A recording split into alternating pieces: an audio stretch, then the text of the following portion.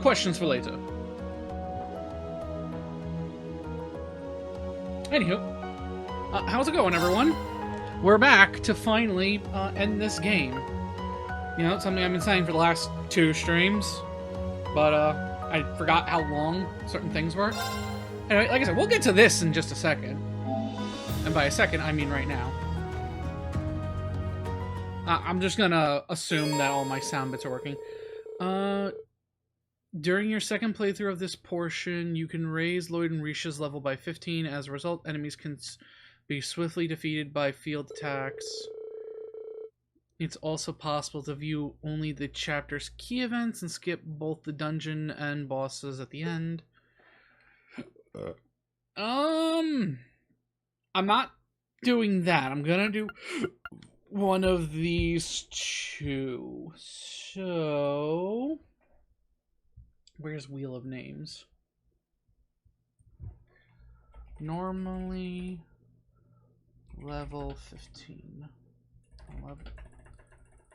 Raise level.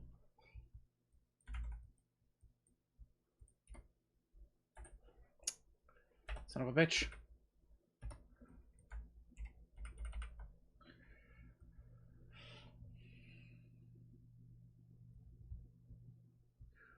Alright, so best 2 out of 3 wins.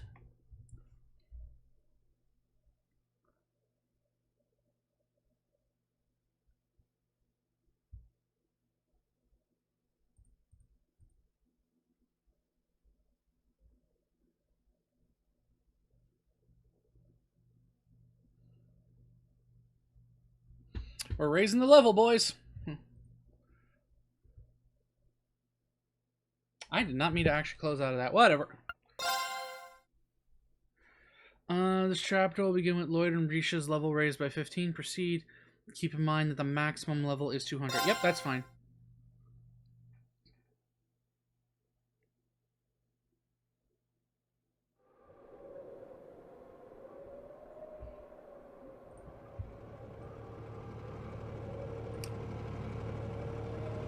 I was wondering why this sounded so loud.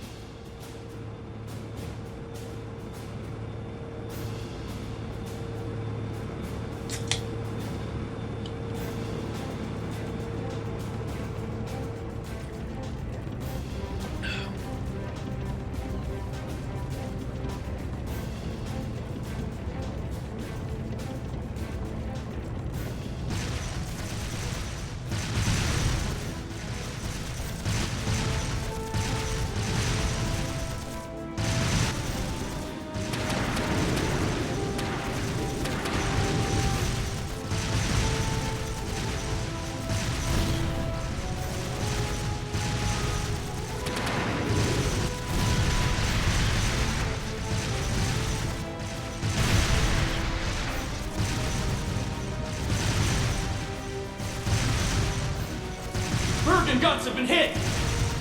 Sir, we can't compete with their airships in terrain like this. Oxens might be powerful, but they're still tanks! We don't have to, just focus on defense! The others will take care of destroying them!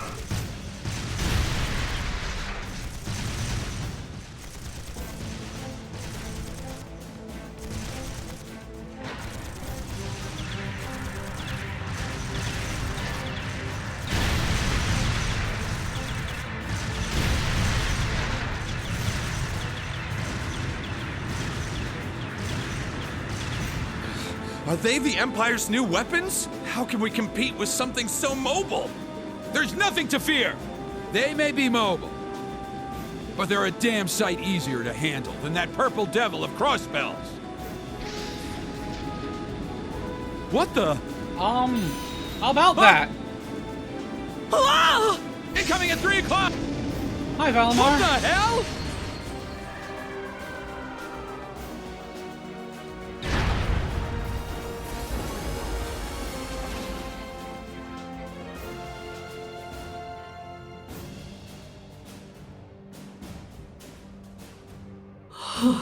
Is that? The Ashen Chevalier. The hero of the Imperial Army. The area beyond here is Imperial territory. You have no business treading into Crossbell. That was a warning. Try to advance any farther, and I will show no mercy.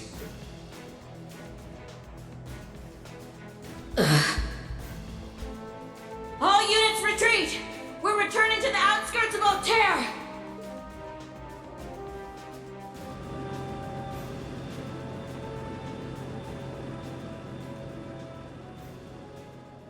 Wow! You're amazing! I knew you were the one who ended the Civil War, but seeing you up close, you're really something else! Not at all. I'm still fairly inexperienced, if you ask me.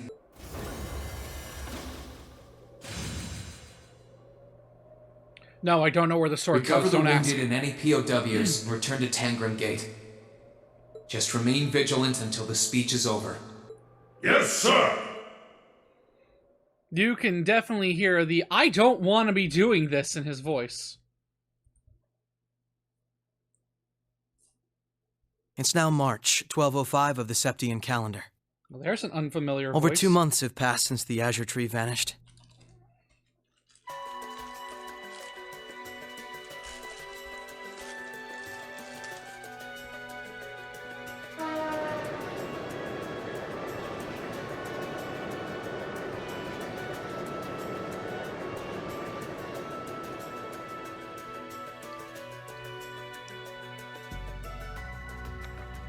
So much happened during those months. President Croix was arrested, Crossbell's movement for independence was promptly declared invalid. And before anyone could process what was going on, Speaker McDowell became Mayor McDowell. The war in Erebonia came to an end sooner than anyone had anticipated, but it was quickly followed by the invasion of Crossbell.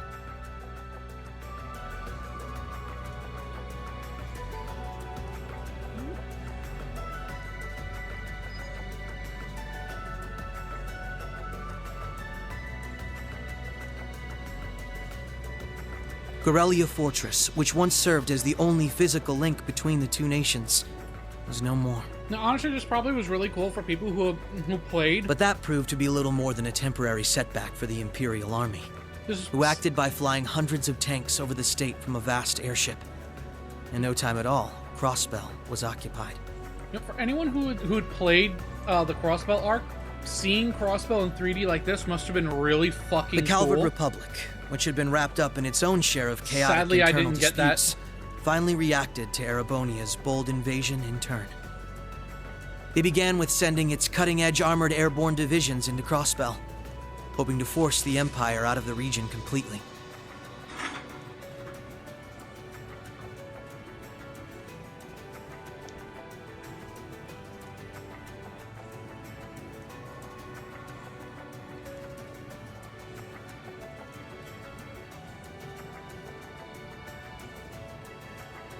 Like this part especially. Like But every getting to see attempt they the made SSS resulted building. in failure, as they were repelled effortlessly by one soldat after another. In full 3D was probably really fucking cool if you played the Crossbell And arc originally today, and then went straight and then played these At when they Orcus came out. Tower, the new seat of Crossbell's government, the new rulers of Crossbell rose to deliver a rousing speech.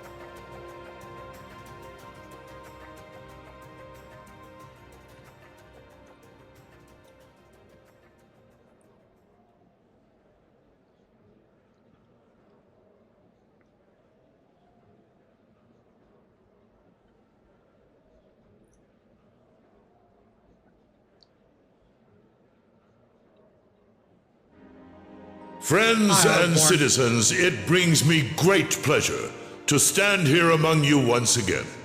But even in the midst of such gladness, the specter of the harm Crossbell has visited upon the Empire lingers still. The destruction of Gorelia Fortress and the ensuing civil war it caused has taken a great toll in resources and in lives. The anger, sorrow, and dismay in the hearts of the Erebonian people is still fresh. But today is a joyous day, a day to put the troubles of the past behind us. Let us join hands and step boldly into the future, leaving our anger and grief behind. Challenges will rise before us, but together we shall meet them. Together, we can rise above the tumult of these troubled times. Men and women, old and young, rich and poor, those from every walk of life can share in these aspirations. Looking toward that goal, there is someone I'd like to introduce to you today. A brilliant young man who played a pivotal role in bringing Erebonia's civil war to its swift conclusion, and the individual most responsible for the historic accomplishment that sees me standing before you today. Hi, Rufus. The first Governor General of Crossbell, Lord Rufus Alberea.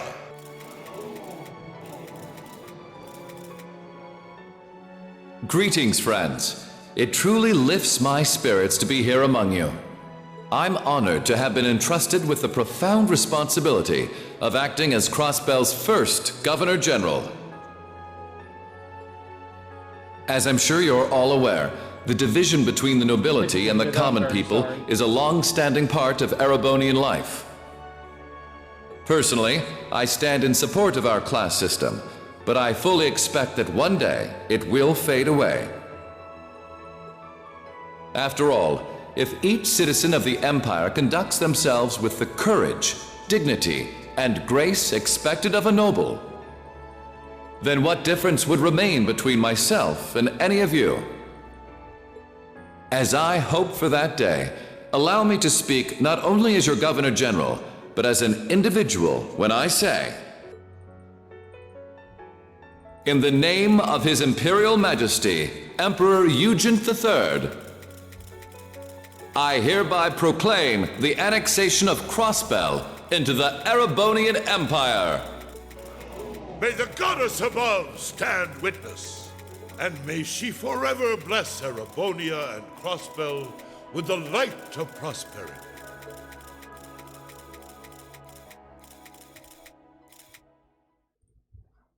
We've got some real larger-than-life characters in charge of us now.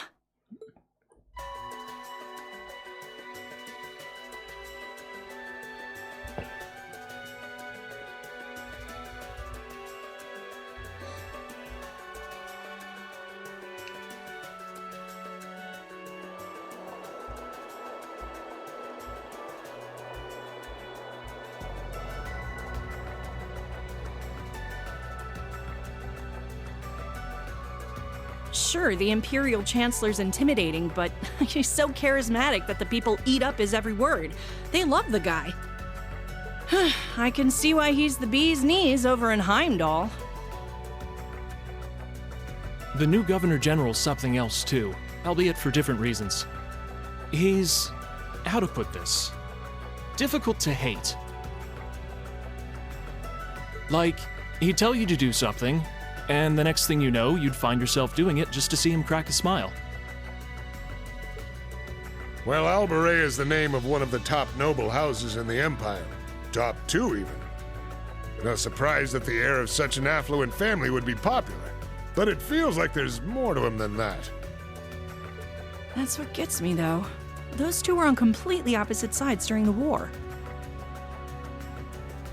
So why are they both so buddy-buddy now? Very oddly sudden, in my opinion. You're telling me. By the sounds of things, Erebonians can't make heads or tails of what's going on with it either. But you know how it is. There's so many rumors springing up thanks to the war, it's hard to tell truth from fiction.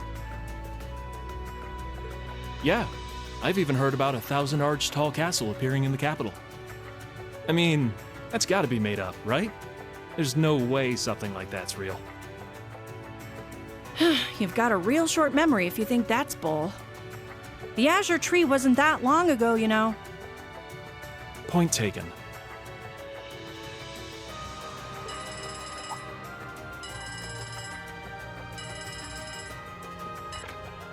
Yes, this is the office of the Crossbell Times. What? Representative McDowell will be issuing a statement.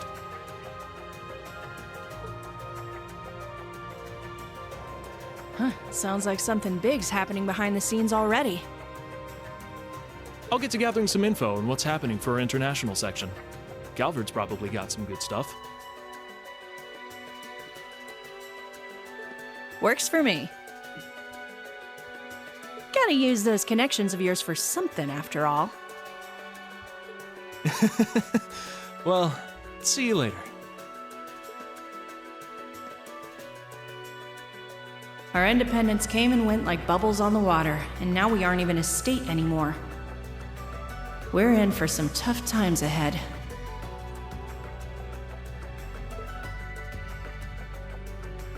No, they always say that the pen is mightier than the sword.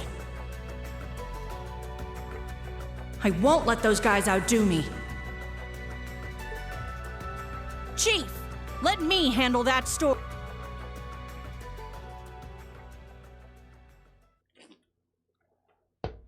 That's all we of Heiyue can do for you, I'm afraid.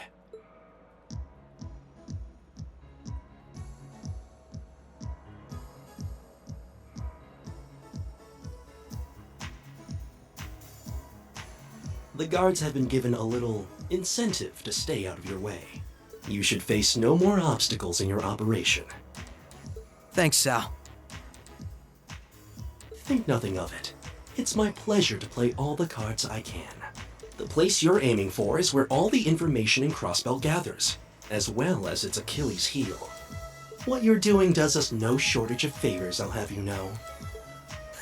Well, just this once? I'm happy to hear that. Do take care, Ying. My apologies. Rixia. I've received information that quite a skilled warrior is in Crossbell at the moment. As have I. Nonetheless, thank you for your warning. Oh, not at all. I wouldn't want anything happening to a valuable future business partner. I believe that does it for me. I'll be praying for your success.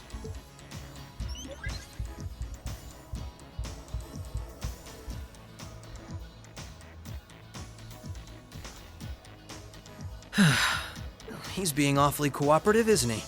Then again, it's not a stretch to think he's only doing it because he's got something up his sleeve. He's an incredibly shrewd man. Most likely, he's happy to do whatever will shine the most favorable light on him once Crossbell's occupation period is over. True enough. He wouldn't want to screw up his chance to potentially play mediator between Crossbell and the Republic. I get the feeling he'd get along great with Lecter. He's our ally for now, but there's no guarantee how long that'll last. Exactly. It's in our best interest to remain wary of him.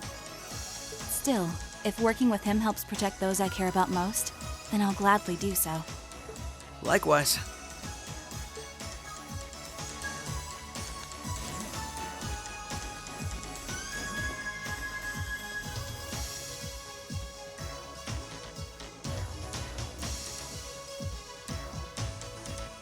And there's two of our protagonists from the Crossbell arc. Tio said to aim for the area up ahead. Crossbell's future rests in our hands. Right. They will be our protagonists for a little while.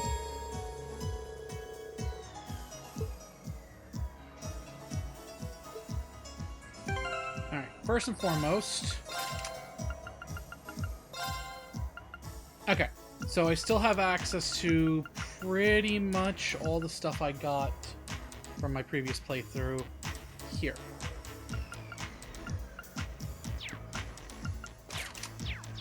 I guess let's first off modify ordnance slots. Let's. I don't have any Sepith. Okay, so I'll have to get Sepith so I can max out their slots.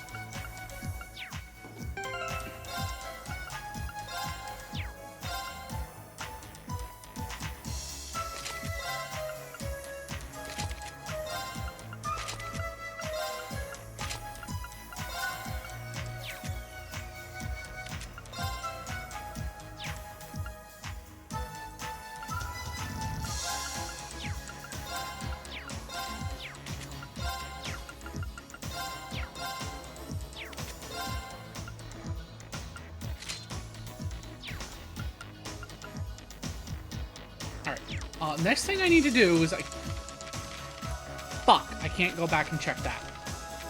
Because I have this scary feeling that I might have to replay the last couple parts of the game on my own on the side, because I think I forgot to scan one of Crow's mines, and if I did, that's going to royally fuck me. All right, we're in a good place. There's only one battle scope. That's right. That's worrisome.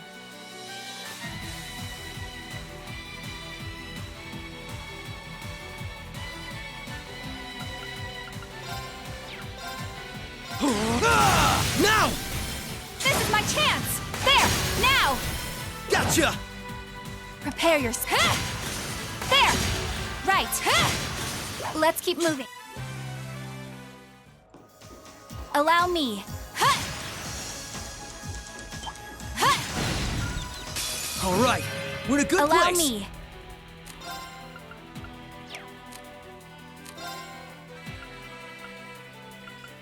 Yeah, neither of you have a detect skill.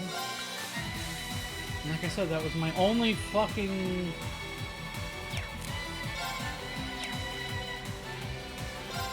Come! An opening! Gotcha! Here goes! I need to see if she has analyze, maybe. Allow me. Nope. My I need to turn. see if I have analyze then.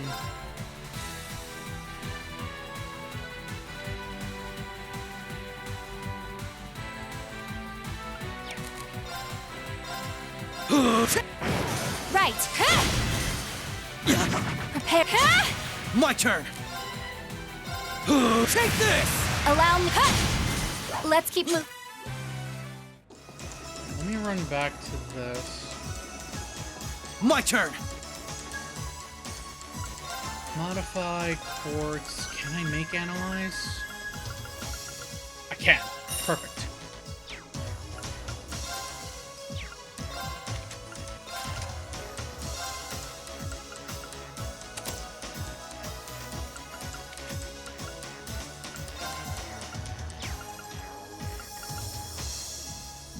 Oh, he has Dragon Vision on. Yeah, I'd rather analyze than rely on Dragon Vision, though.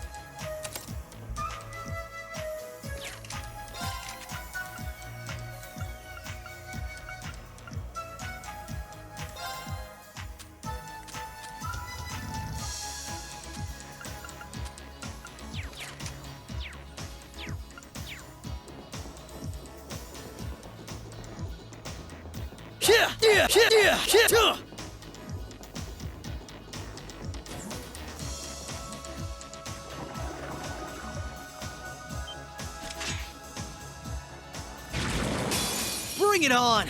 Prepare yourself.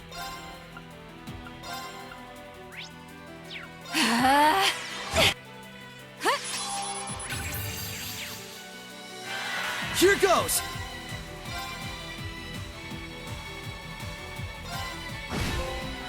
Right.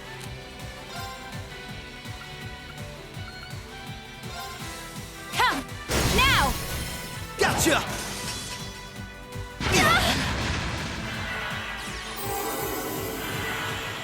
Prepare yourself.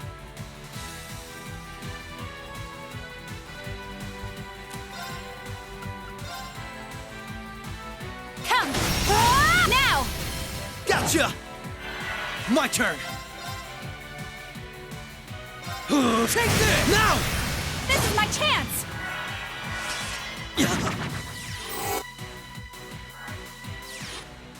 Right. Shit! An opening! Gotcha! My turn!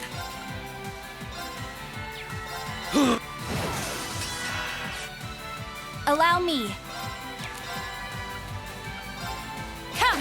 Ah! Don't count me out just yet. This is nothing.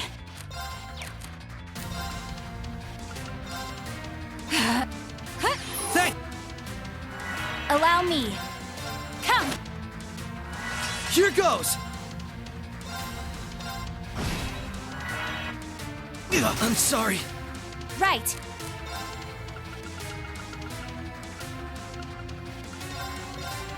Thanks. There! Right.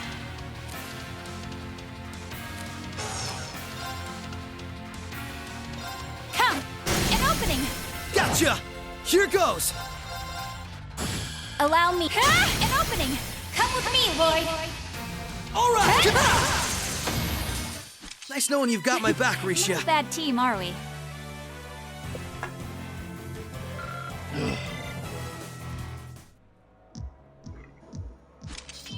Even with the 15 level boost, That was some that was fight. still a problem. This sector has been abandoned for quite some time.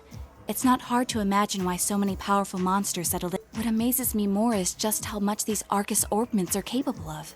Yeah, they'll be a real asset to us in the future. They're so modern, they're practically still in testing over at the Empire.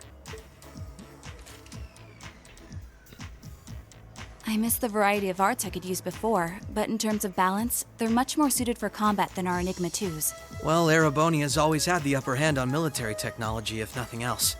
We should count ourselves lucky that Michel got his hands on them for us.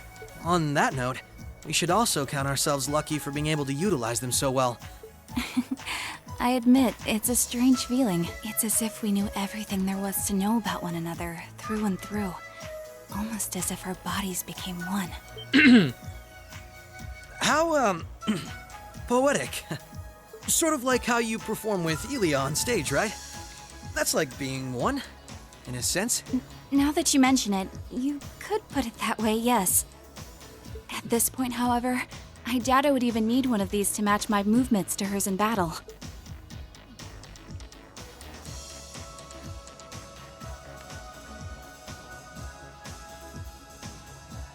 So this is what the Geofront's E sector looks like. This one supposedly had its existence hidden from the general public, didn't it? That's what Ellie said, anyway. It was kept sealed off to keep everything inside strictly confidential. Corrupt officials and Diet members used it to conceal any information they didn't want leaking out. She did add that it wasn't its only use, though. Just one of them. I see. Not the kind of place we can just leave as it is, then. Yeah. We need to make our way through here, whatever it takes. Ready to give it everything we've got? Of course. Alright, we're gonna double back real quick, because A, I need to heal. And B, I forgot to go that way. Excuse me.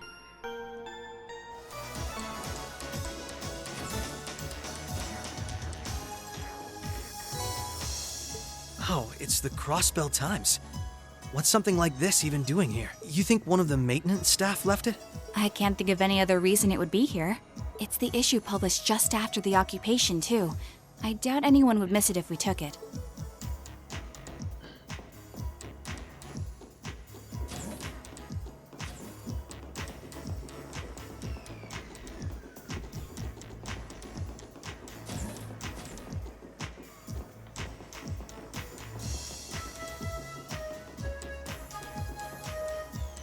Alright, let's see. Can't go that way yet.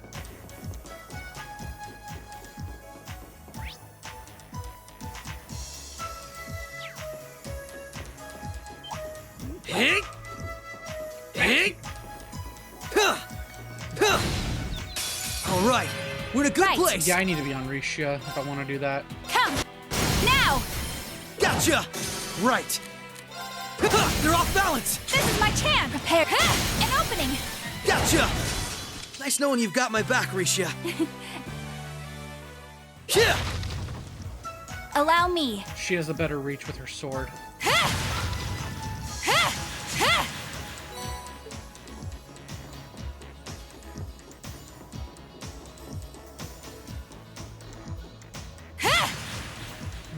Okay, can't go down that way.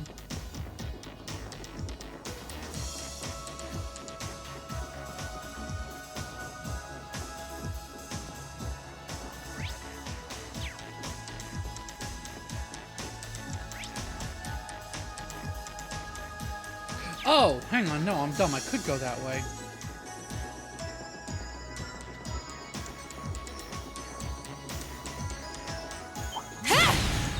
The advantage is ours. Prepare yourself. Now! Gotcha! Nice knowing you've got...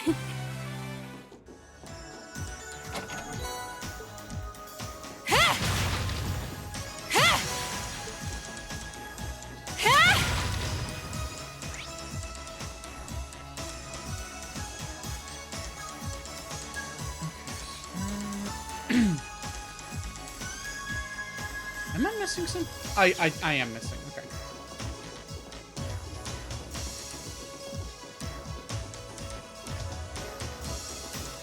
No idea how I missed this path. Smack. All right, we're in a good Allow place. me. Come. An opening. Gotcha! Nice knowing you've got my back.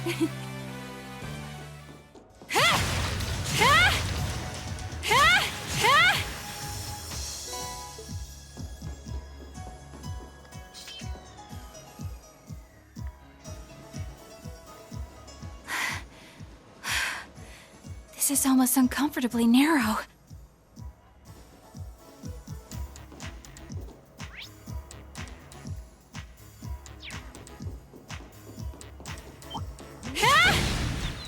The advantage is ours, right? Come, an opening. Gotcha! My turn. Yeah. Right.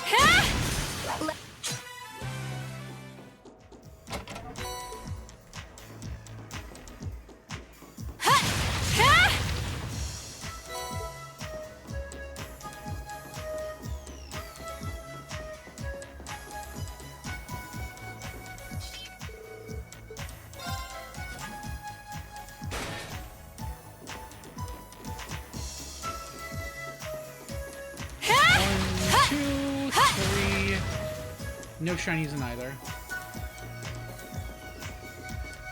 Send that down.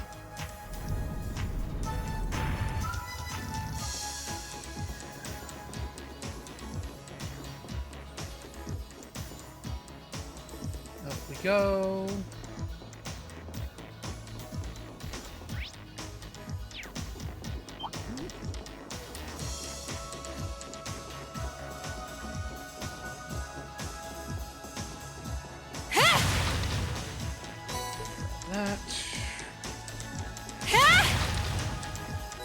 That.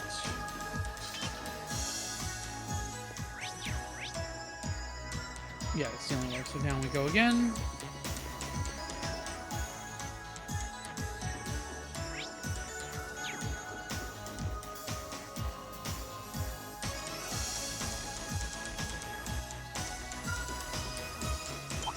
Oh, found a The advantage is ours. Right. Come, now! Gotcha! My turn. Prepare. Let's keep moving. What a nice treasure chest.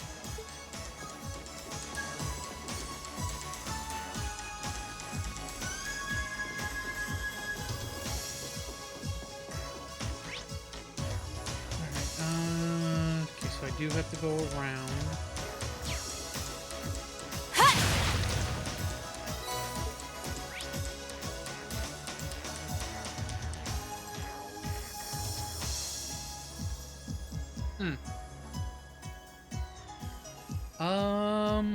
Fuck, I might have to go back up. Because I need to flip that ladder back down, by the looks of it.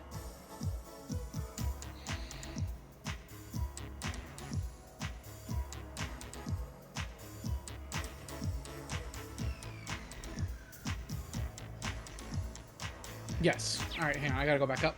Because I'm dumb.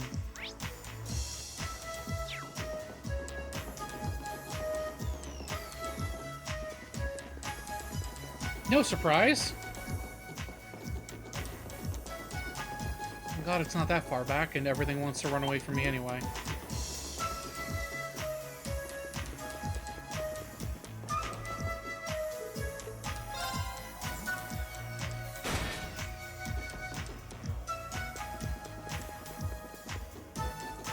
What a nice treasure chest. Commencing subjugate. Prepare yourself. Now! Overdrive! You're finished now!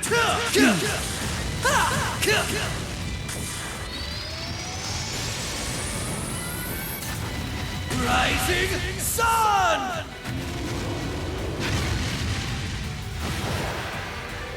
Right.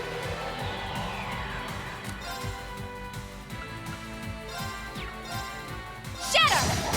Now! Come with me, Right.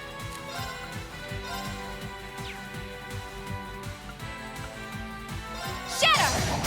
An opening! Gotcha! You're finished! Nice knowing you've got my back, Risha.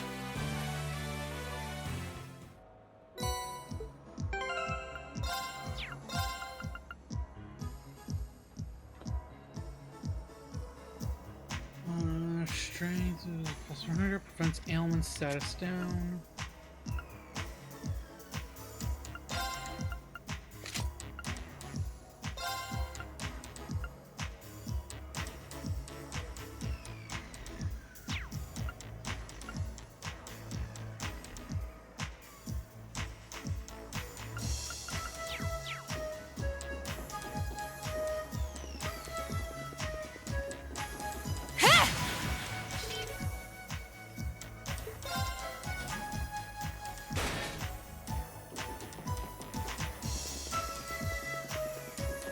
Good thing I went and got that, because that'll be useful.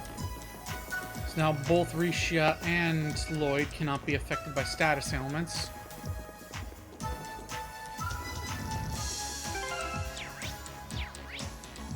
Anyway, so back this way. Back. Alright, we're in a good place! Now! Gotcha! Right! Prepare. Here go! Now! This is my chance! You're done! Nice no-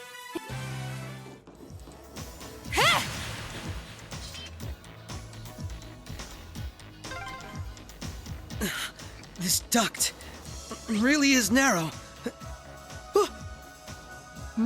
What's wrong? Nothing. Nothing at all. I might not be able to see anything, but this is pure torture. Ah, because he's behind her.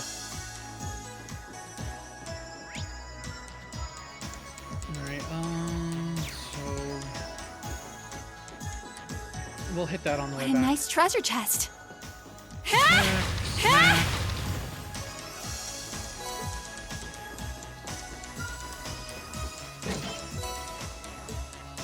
Okay, that's how you got her upgraded sword.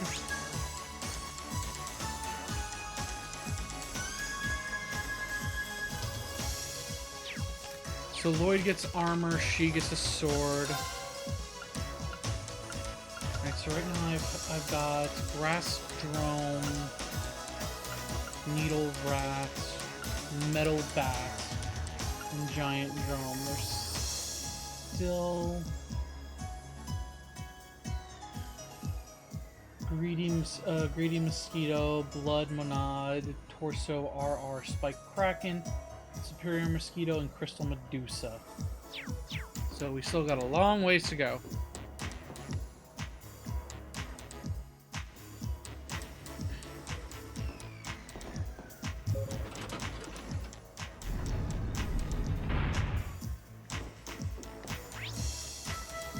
And so that got us back here. I've hit everything I can in this room. So let's progress.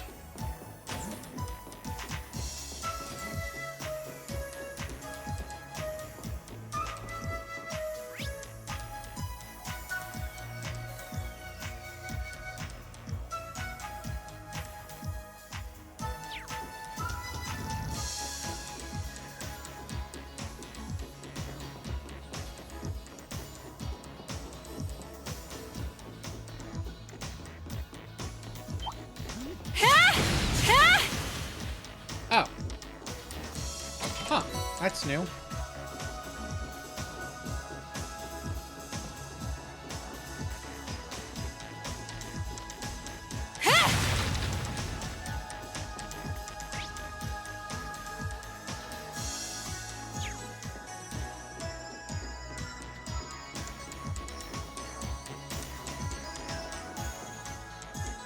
But also that was bad. Hopefully I'll bump into another one of those things.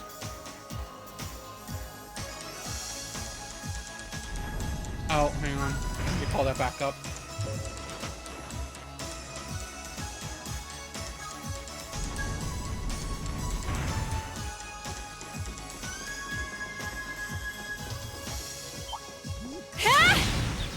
All right, we're in a good Prepare place. yourself.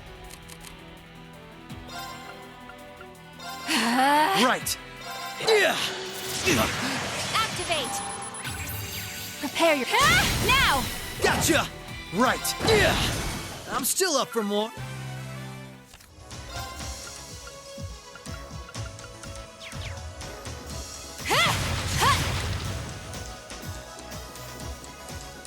Oh, found a chest.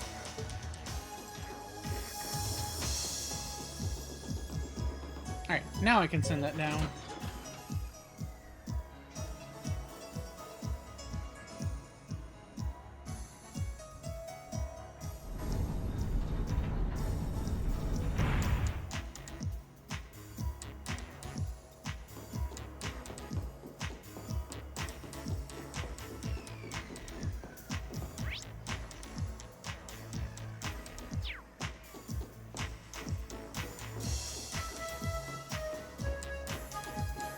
Oh, found a chest. Emergency puppet, not necessary, but I gotta make sure I open every single chest.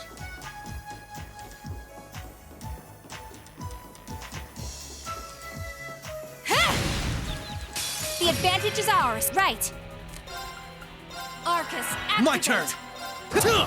Activate. Prepare yourself. Right. Allow me. Right. Yeah. Prepare. Let's keep.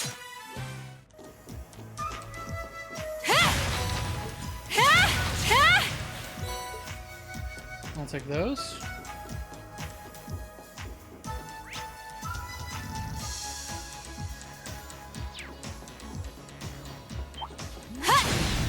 The advantage is ours. Prepare yourself. Come. An opening. Gotcha. Nice.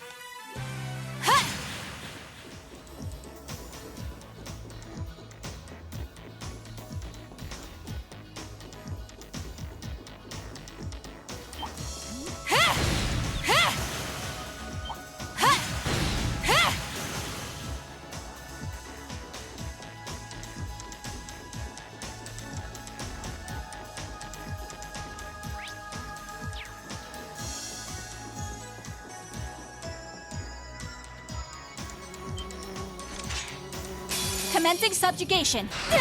Here goes. Right. Now. This is my chance. Allow me. Arcus, act. Here goes. They're off balance. This is my chance. Allow me. Come. Now. Gotcha. My turn. Right. Come. My turn. Take this. My turn. Allow me. The battle. That takes care of them.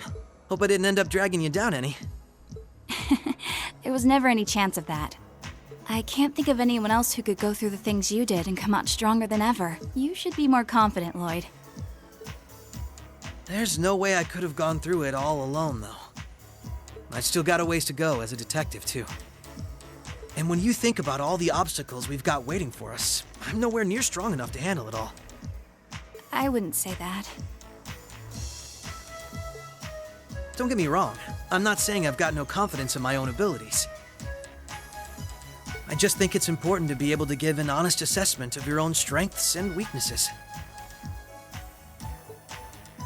When it comes to pure strength in combat, Randy and Noelle clearly come out on top. With processing information, it's Tio, Yona, and Fran. And in terms of negotiation tactics, I can't compare to Ellie or the Chief either. If we don't make good use of our respective strengths, we're not going to be able to get through what's ahead. We might not all be able to stay in the same place anymore, but we still need to be able to work together. Oh. They've started keeping a watch on everyone then? Yeah, I think Randy was the first one. After that, Ellie and Noelle started being watched.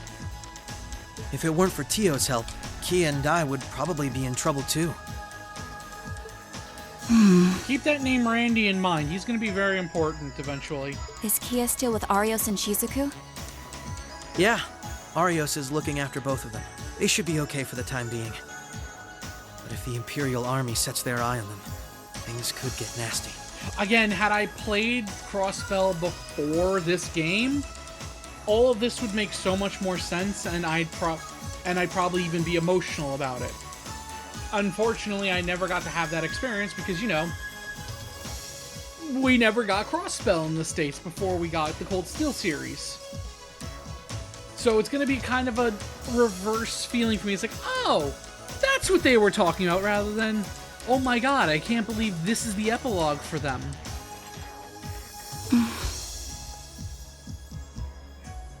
I'm gonna have to... Okay, I'm gonna have to swap that cable out. I didn't realize that was a display port to HDMI It's cable. okay. The reason we're here is to try and avoid coming to that. We best get moving. We've still likely got a ways to go. To HDMI cable. True. Let's go. I thought something seemed a little off with that, but whatever, it's fine. Don't mind me. I'm mumbling. I'm literally mumbling to myself about something.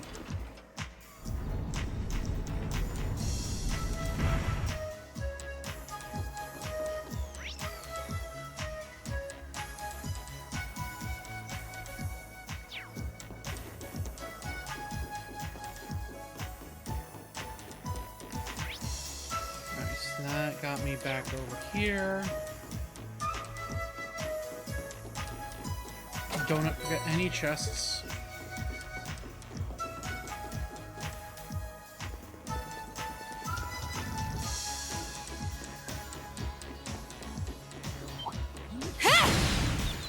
All right, we're in a good Prepare place. yourself. Arcus, activate. Right.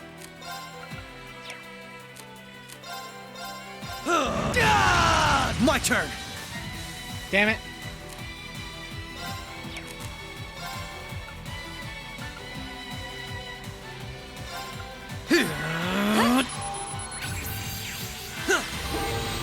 Right. Prepare. My turn. Yeah. Okay, I just did not want to risk him killing it before I got to do my thing. Okay, can't do anything over here, so I have to climb. Wait, hang on, I can't do anything over here. No, I should be able to. What? Where's that?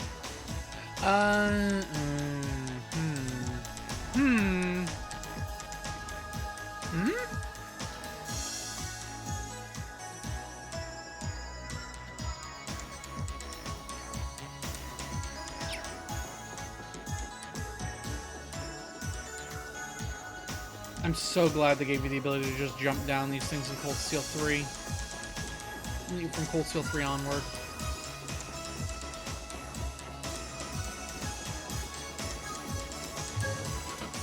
Seems like I was supposed to go the other way first.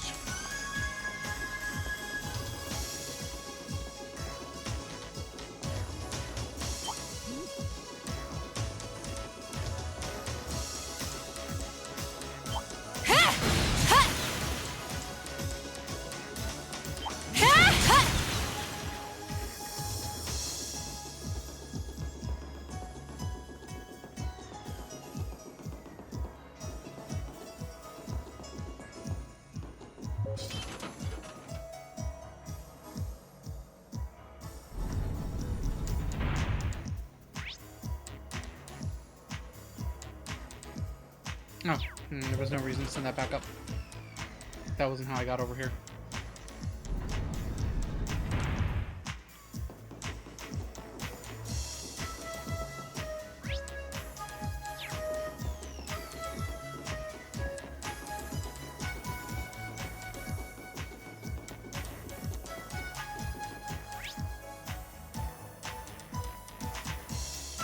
Wait. What? Oh!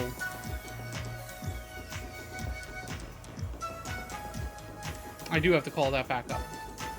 Because I'm pretty sure this controls both elevators.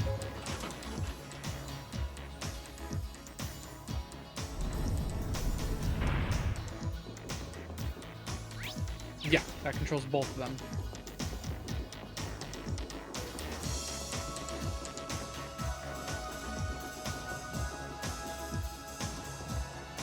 Wait.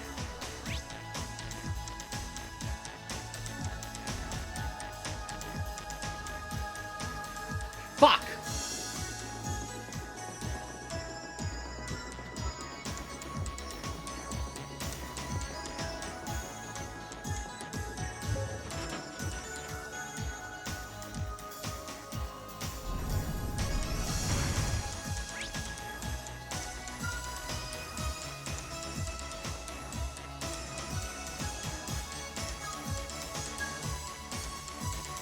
So how do I get over there?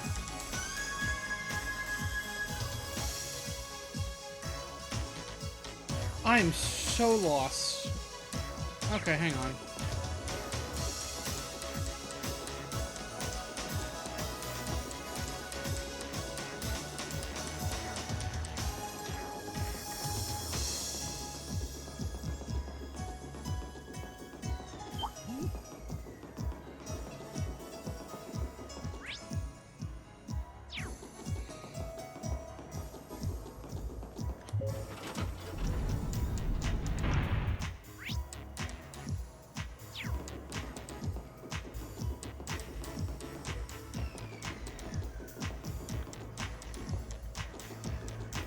Now I climb up. Oh, I'm... I continue to be dumb.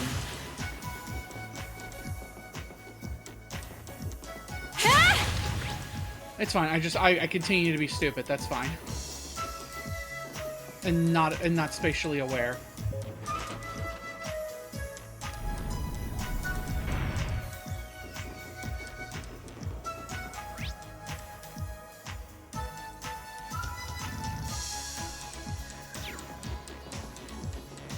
So now I can go back down, cross this.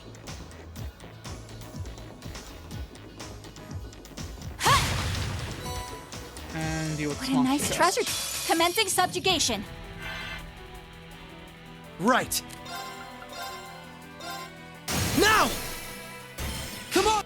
Prepare yourself. Come! Yeah. Yeah. Prepare yourself. Come! Right. Yeah. All right. That got me another Zeus gem. Which we can replace. Well, no, we keep in P2. And we can replace her detection with that Zeus. No, we can't. We can replace Sleep 2. No, we can't either.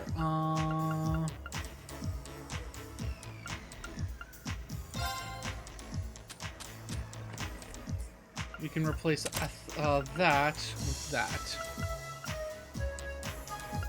And then we can replace detection, since she doesn't need that as well. With that.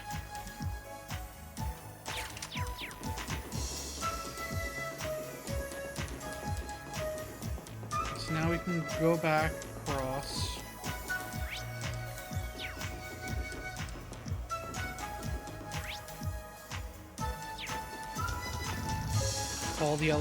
Call the platform back up.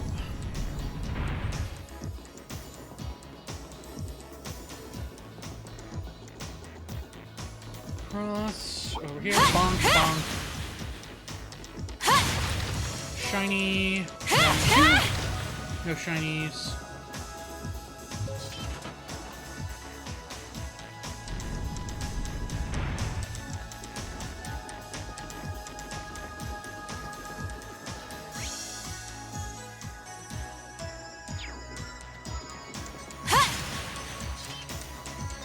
Rest.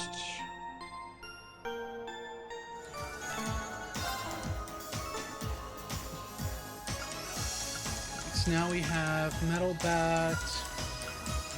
Greedy Mosquito, Blood Monad, Torso RR. So we're just missing Spike Kraken and Crystal Medusa.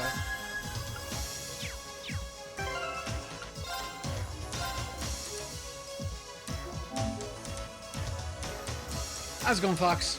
Yep, Lloyd.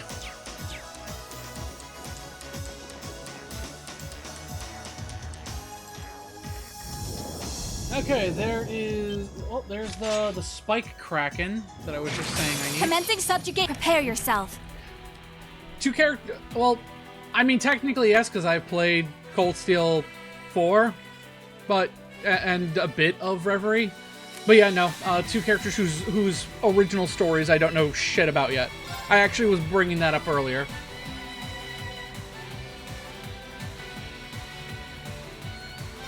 No, I know what you mean. No, 100%, I know what you meant. Arcus, activate. I was just being semantic. Activate. My turn!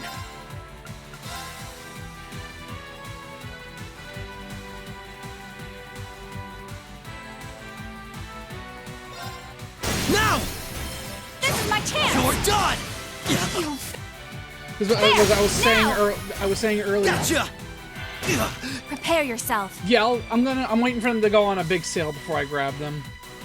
Yeah, I was saying earlier that for people who played Zero and Azure, the Crossbelt arc before these games came out, this must have been really cool to see them in 3D and also experience their like the epilogue of their stories. Take this! But it does suck for like Westerners like myself who couldn't play the game unless you had like fan translations. The battle's over. But Go on. All right. So far, so good. I suppose. Oh, which part did I say? Is something wrong? I just have a bad feeling about something. Oh, whoops, sorry. I'm sorry. It's probably just my imagination. So you say, but those bad feelings of yours usually pan out to be accurate. I've had my life saved by them enough times to know that. If it weren't for you, I'd have probably died on one of those landmines, or been hit by that sniper. I'd forgotten all about those. I have much less of an idea what the cause of this one could be, though. I only have a general, vague sense that something dangerous is drawing near. Oh, yeah. No, I know that. A lot of people know that.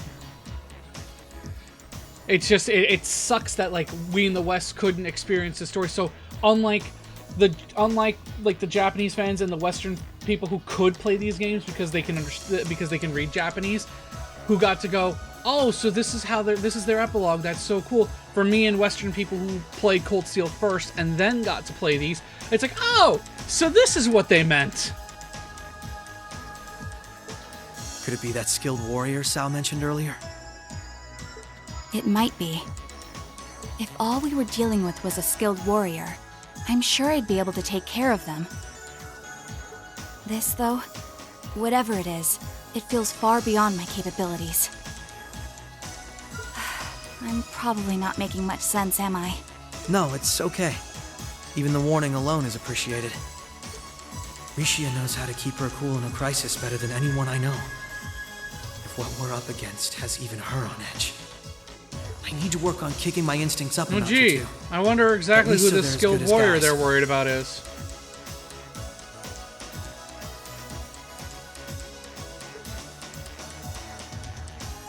Yeah, as I said before, well, according to the data Tio gave us, we should be over halfway through by now. I do need to replay Trails in the Sky 1, but I'm just waiting for first chapter to come out, and then I'm gonna wait and see if they're gonna remake stay alert. Second and third chapter. If we don't know what we're up against, all we can do is try and be prepared for anything.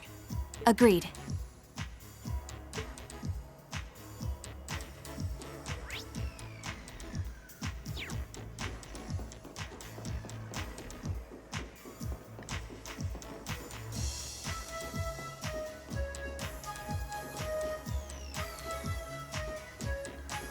I'd assume if they're remaking the first game, they're gonna remake the second and third game. It makes no sense. But, still, just what I'm still gonna wait and see before I do anything. Either that, or if second and third chapter go on like a really, really good sale, I'll grab them.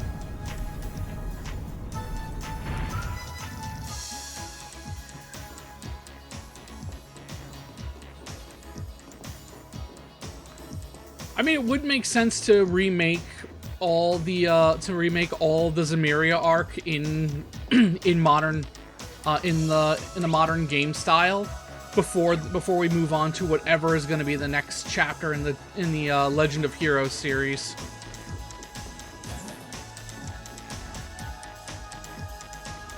Because it's a guarantee they're going to remake it's a guarantee we're fine. Because what is it? Horizons is the end of the Zemuria arc. I mean, in Japan, it's Farewell O Zemuria. So it's just a matter of time of them just remaking something. It's a matter of time of them just remaking the rest of the Erebonia, the Zemuria arc, before they move on to the next story.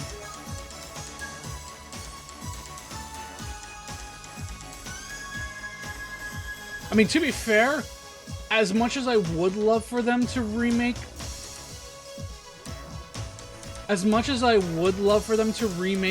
everything in the Zemuria arc, I kind of want them to like bring some of the older stuff back. Like, I would love a remake of the Gangvar arc.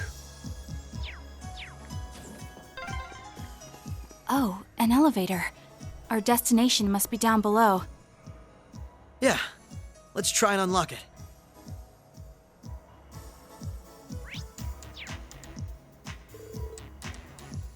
Alright, well, left or right first? Left. Hello, you. Goodbye, you.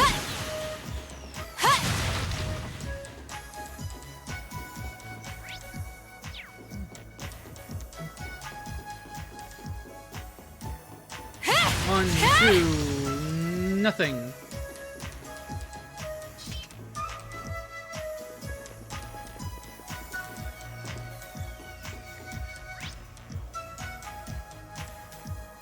You might end up seeing the Turn the Sky arc, the Chosen Sky arc, SSC Class 7, and Daybreak Castle all one game.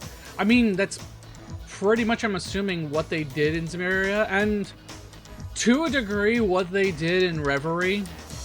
Like I said, I haven't finished Reverie. I've gotten, like, I think I've only finished, like, the first chapter of Reverie before I put the game down for other stuff. What a nice treasure chest. I'm at the point now where I'm probably not going to finish Reverie, and I'm just going to wait until I beat, I get to it in my streams to beat it.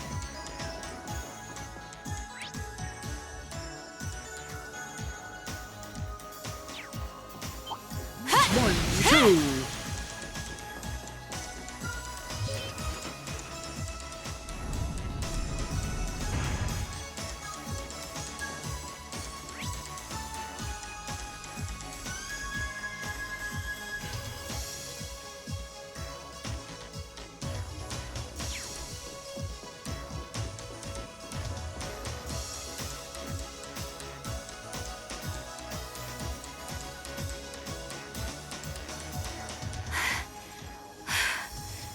This is almost uncomfortably narrow.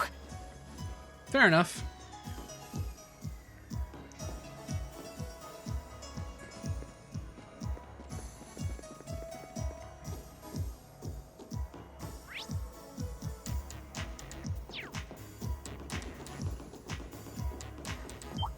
One, two. Oh, and for context, if you're wondering why I'm running around Tsurisha, it's not because of fan service, because she has much better reach than Lloyd for hitting the enemies.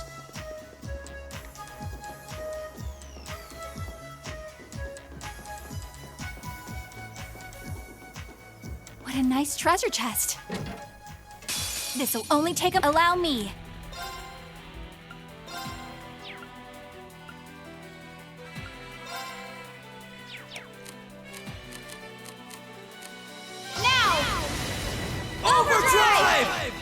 Oh, I can imagine from what I do remember seeing in Reverie.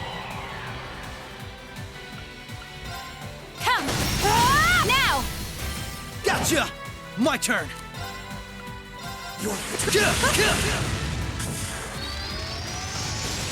Rising Sun! Prepare yourself. Behold my dance, an illusory offering to departing souls. Sleep, embraced by silver light. Bind! Break! Nice no. Zamiria capsule. All that for a Zamiria capsule? Was there something else in there maybe at one point? I'm in section 3. Nope, that was always a Zamiria capsule.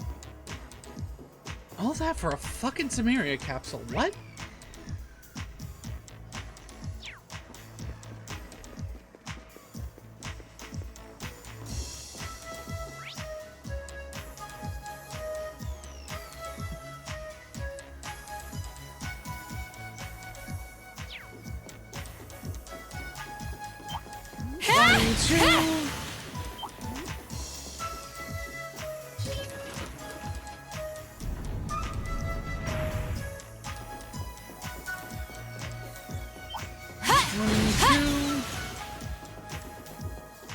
Be wary of that monster.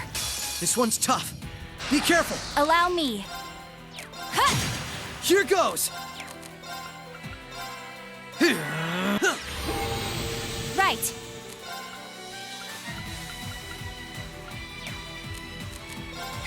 Now.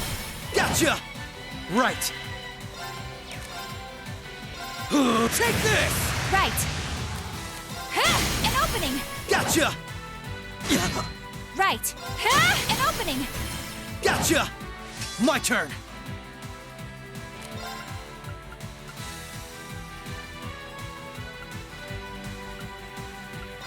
Arcus active. Oh, I did not mean to put that on you. Right.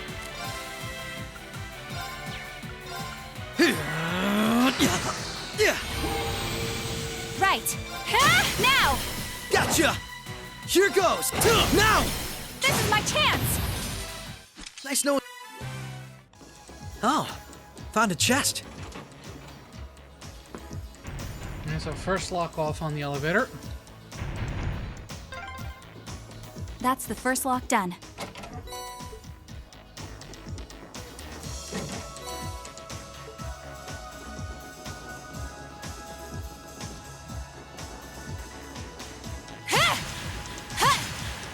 Hit the button, please.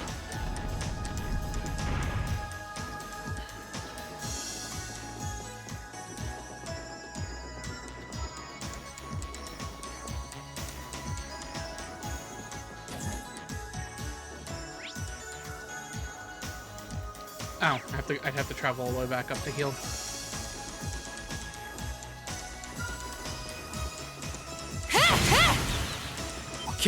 I will overcome any obstacle. Prepare yourself. Now! Prepare yourself.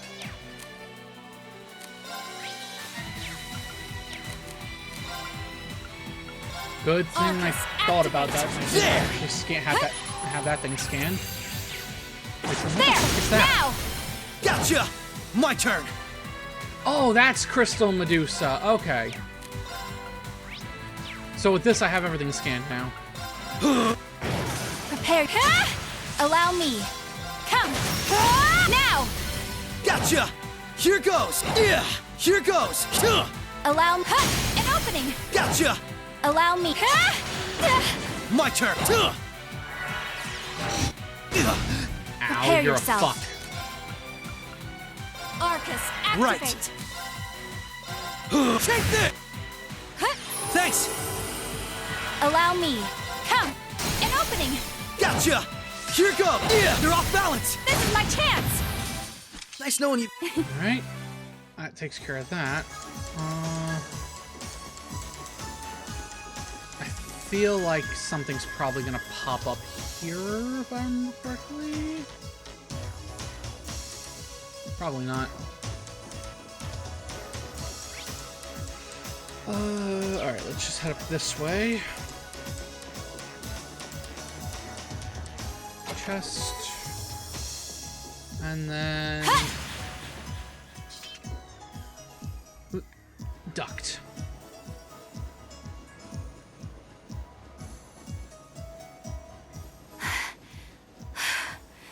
This is almost uncomfortably narrow.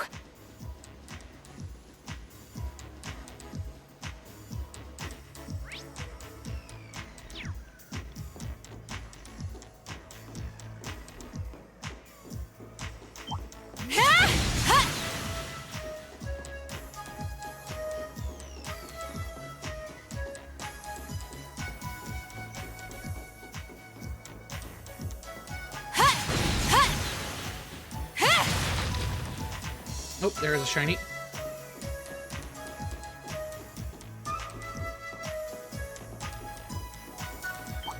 One, two. Oh, found a chest.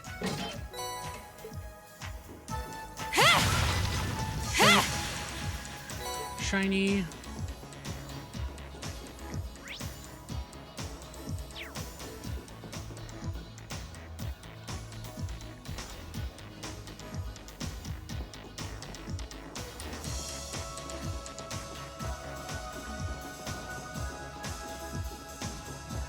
Ah, it's looking. It's very much my assumption was correct, but instead of it being something coming up, it's us going down. That's 2 locks done. Let's head back to the elevator. That's all the chests here.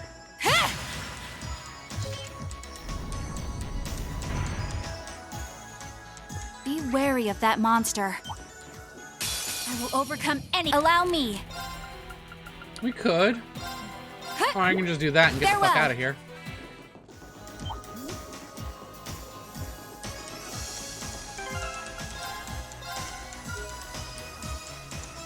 Let's save right here, just in case I have to run back in and do some level grinding.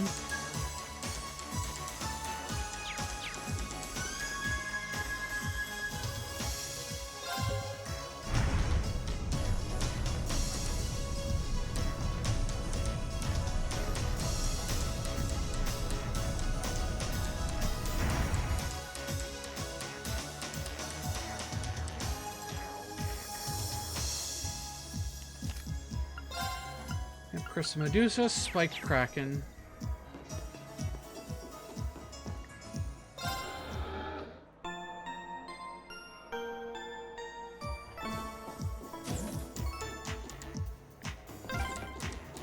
Lloyd, I think we're here. Yeah, we finally reached the end.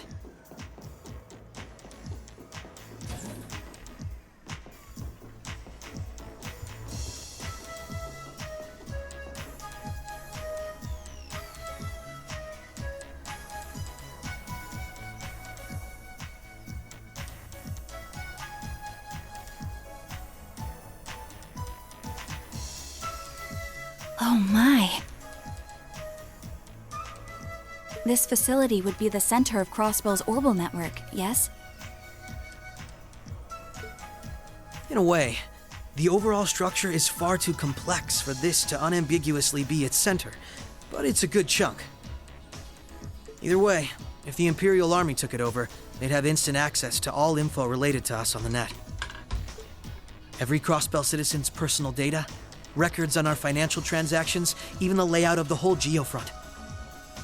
If we want to have any hope of a future, we can't allow that to happen. I agree. Why not just destroy the facility itself, though? We could, I guess. But from what I can gather, it could still prove useful to us once the net's safely back in our hands. So the plan is to leave the hardware itself intact, but wipe any and all personal data the Army could take advantage of.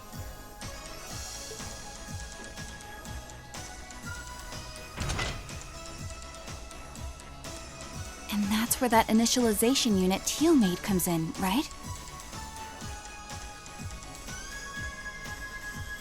Right. Roberts and Yona were the ones who actually designed it, though. They wrote the program for it from scratch, too. And that makes things easy on our end. Once we boot up the computer, it'll create a backup of everything we need before wiping it clean. Initialization unit activated. Confirming connection to Terminal 0. The unit will commence backing up all data, initializing the system, followed by performing a reboot operation. Are you certain you wish to continue? If so, please press the red button at the center of the unit to Right. Oop, didn't mean to hit that. Commencing all required processes.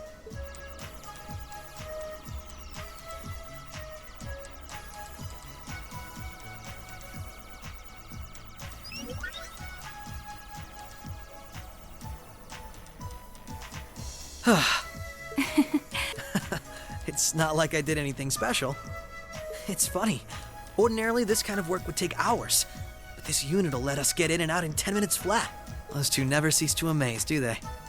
Roberts and Yona? They certainly are impressive. In the meantime, let's secure the area. Stop where you are.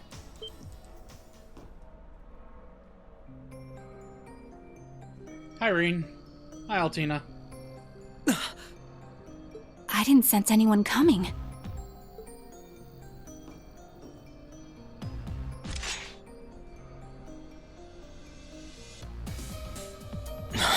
Targets confirmed. I presume these must be Lloyd Bannings and Rishia Mao, respectively. How do they know our names? Hold on. Isn't that Itachi? Like the one Arios uses. I'm nowhere near as proficient with one as he is, though. But we should be able to handle the two of you at least.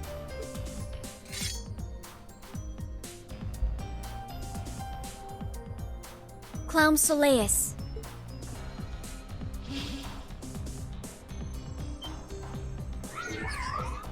The hell? A black puppet? Sorry, but we've got our orders. We can't let you finish what you came here for. I'm afraid we can't let you stop us either. We won't let you past. Confirming activation of combat link. It looks like more Arcus units ended up leaking out than I thought. We should form one too, then. Understood. Activating Arcus. There shouldn't be any need to neutralize them. Our goal is to buy enough time for the initialization process to finish running. Let's do this, Rishia! Right. And we can't afford to give them that time, Altina. Understood. Commencing assault.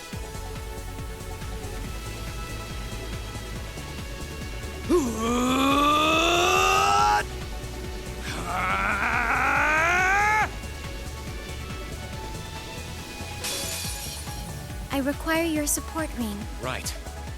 Let's get this over with. Allow me.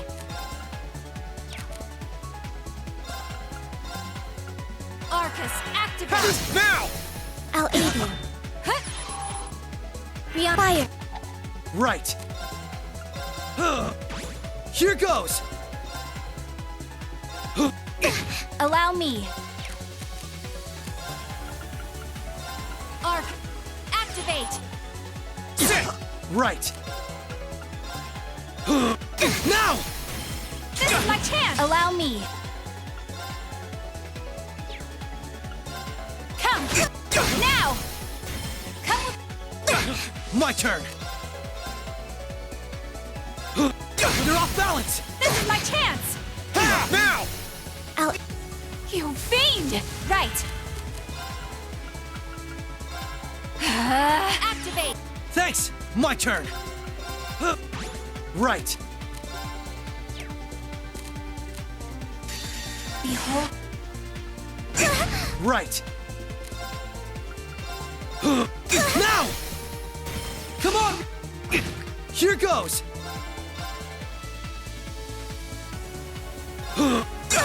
Forming bear. Right.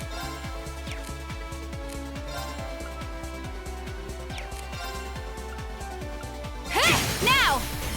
Gotcha! Here goes! Right. Arca. There! Now! I'll aid you. I'm sorry. Fuck! Activate. Activating it. That's a problem. How careless. I require. Allow me. Well, now I don't need to waste turns scanning them, so... Right. Right.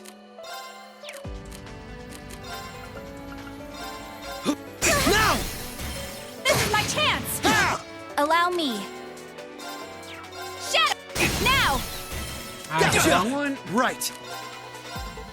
You're off balance. Come on. Allow me. Shadow. An opening. Gotcha. Here goes. You're off balance. Come on. Right. Shadow. An opening. Gotcha. Right.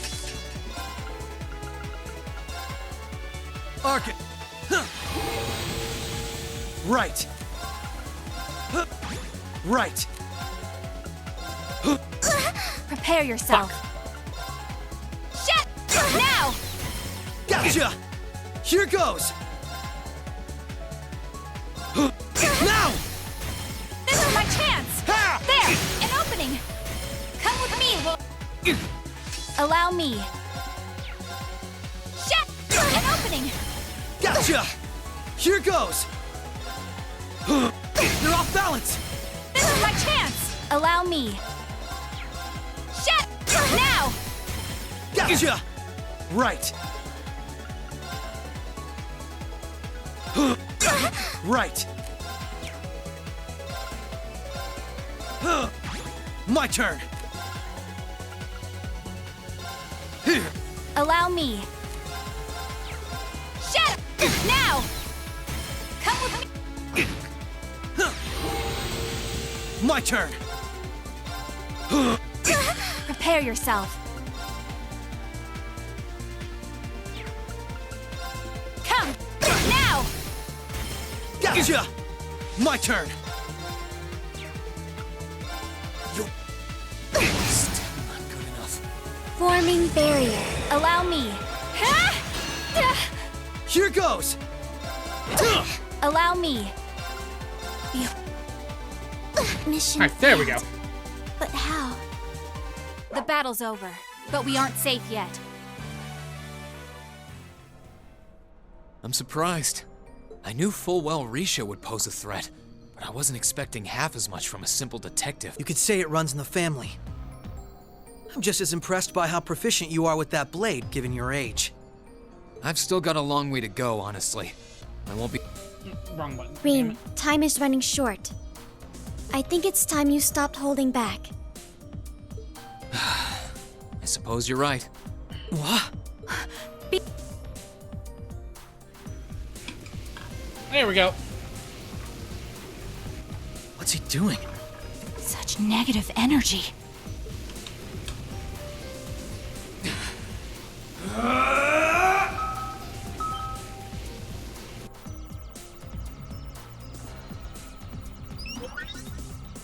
Initialization process completed. Rebooting all systems in an initialized state. We did it! What a relief.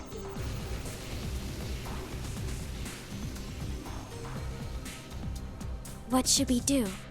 Captain Lecter gave us 2 orders. One was to prevent the initialization. The other was only to be completed in the event we couldn't. We'll just do that one. Captain Lecter! It couldn't be the same Lecter from the Imperial Army's Intelligence Division, right? Heed my call! Valimar, the Ashen Knight!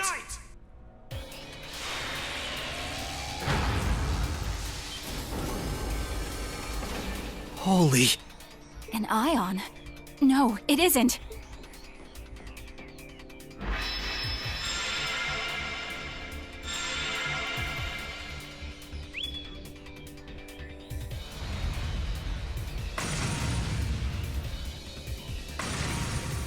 Wait, no!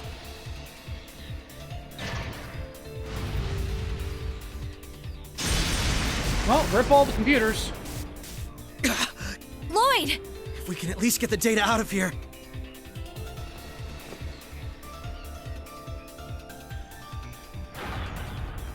We'll split our losses this time. Arrest warrants haven't been issued for either of you yet. So go. Damn it.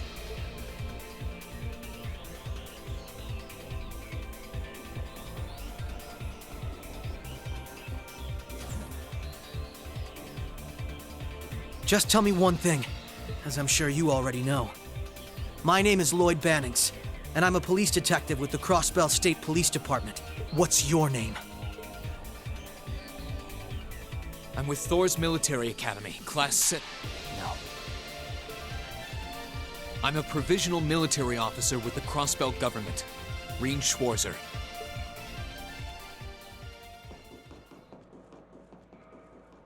Again, you can hear in his voice. It's the, I don't want to be fucking doing this voice.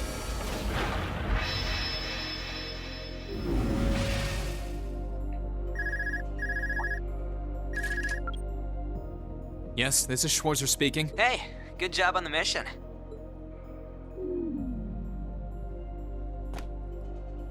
Nothing good about it, I'm afraid. I couldn't prevent them from erasing all the data. It's not the end of the world. They've still got plenty of other options. They're not the type to give up easily, but it'll set them back in the meantime. Is that so, Captain? You must know them fairly well. I guess you could say that. They're no pushovers. They've had the odds stacked against them in more ways than I can count, but they've come out the other side every time. I'm so sorry I couldn't do anything. I had a feeling something was going to happen, but I was powerless when it really did. Don't feel bad. There was no way we could have seen that coming, especially that night. It was kind of like an ion, but at the same time it wasn't. Or like the archaisms, for that matter. He called it the Ashen Night, didn't he? He did. Its power was out of this world. Do you think that was one of the Imperial Army's new weapons, too? I don't think so. I mean, yeah, it shares some similarities with their soldats. I don't know. And its pilot was anything but normal. Well, let's put it out of our minds for now. We stopped that data from falling into the Army's hands. Wasn't our smoothest operation, but I'd still call it a success. I'm sure Tio, Yona, and Roberts can make do even without those terminals.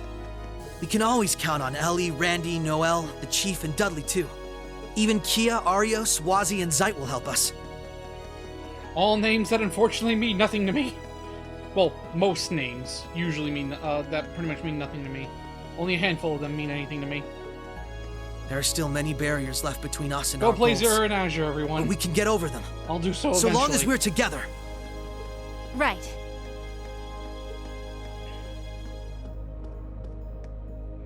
You're heading back then? That's the plan. I've played my part. I'll return with Valimar in the train this afternoon.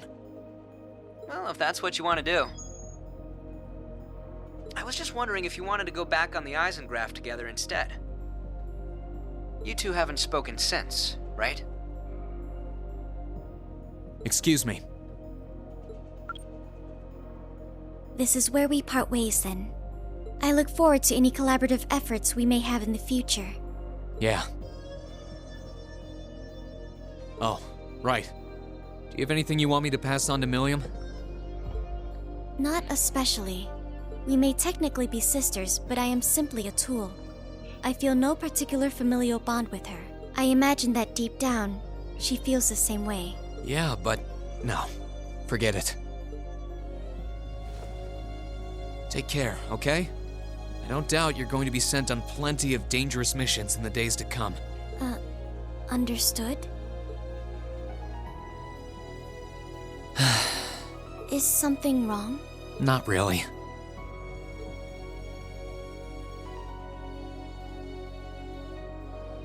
I'm just kind of jealous of them, I guess. And thus begins probably one of my favorite bonds in this game. In this series, I should say.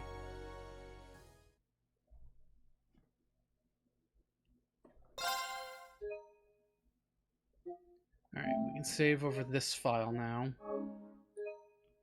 I just need to keep that previous file from before I fought Crow in case I have to restart this and redo all this at a later date, so I can properly get the so I can get that trophy.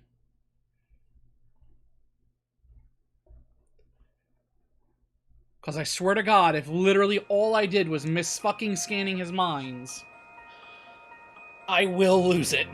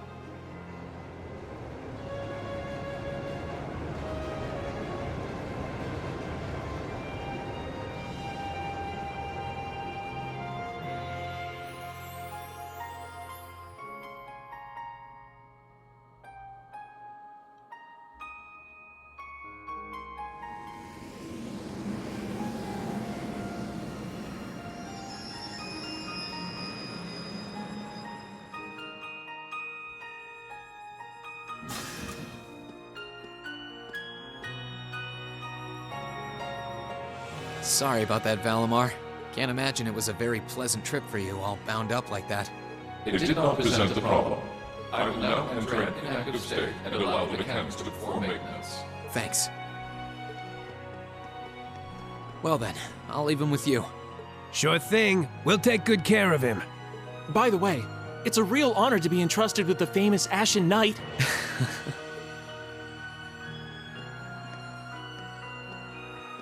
Welcome back, Reen. You must be exhausted. Not really. I barely did anything. Everything went off without a hitch, mostly thanks to Valimar's power. Oof. Not to mention the planning of your people. You're annoyed, I take it, by the way we do things. Not really. Regardless of the means, the war coming to a swift end was a good thing for everyone. As for what happened to Crossbell, I'm not in any position to talk. No, those aren't what bother me. I can buy that you had no idea Rufus was an Ironblood, but did you really not know about my real father? I didn't have any hard evidence, but I did suspect that might be the case. You just seemed somehow similar. The air about you, your facial features. I was always puzzled by how fascinated he was by your class as well. I see. Excuse me then. Right.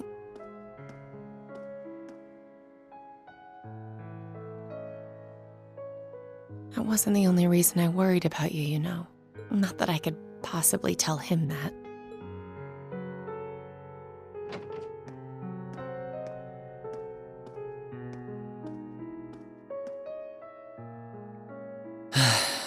I'm behaving like such a child.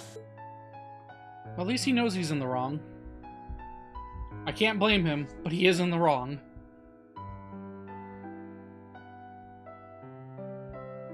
It's hard to believe it's been a whole month since I was here last. Guess it didn't snow after all.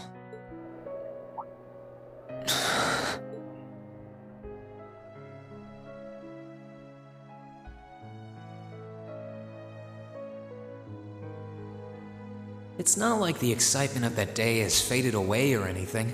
So why? Why do I feel so cold? Huh?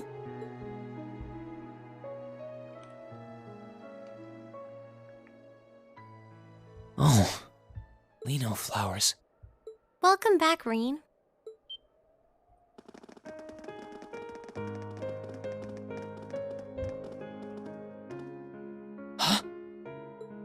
Welcome back. What are you doing standing there? It's not like you to wallow in nostalgia. You all came to see me. They started budding just yesterday. Should be in full bloom in about a week. Guess some of them couldn't wait. I guess not.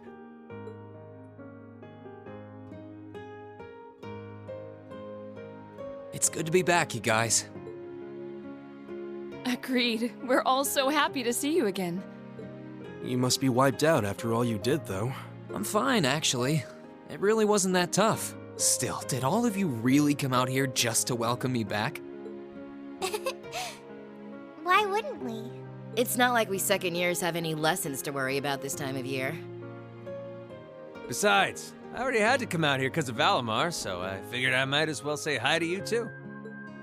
Technically, the first years are supposed to be in class right now, but I turned it into a self-study period instead. And that was only possible because everyone's favorite captain told us exactly when you'd be arriving. Really now? It's nice to see you here too, Celine. Well, don't think I went out of my way to be here or anything. But given the way that you were acting when you left, I was a little worried about you. Tsundere cat. I mean, I wasn't. Not at all. Still, thanks everyone. So what now? Going back to your dorm for some well-earned rest? We can carry your stuff for you if you want. No, I'm fine. You said that class is in session right now, right? I'm a student, so I might as well attend. I mean, I have been absent for a month now. Wow, you're no fun at all. I was hoping we could skip the whole class thing and get to the welcome back party. I like that idea. Come on, it's party time! Am I the only one who cares about studying at this school? Well, maybe we can hold the party tonight instead. In that case, we should probably head back to the academy.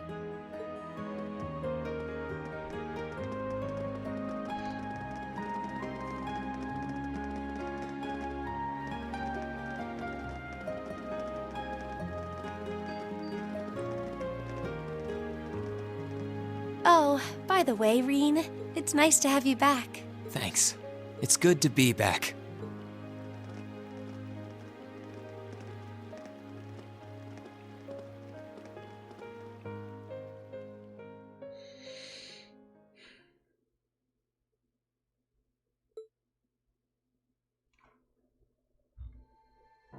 I'll never forget those days.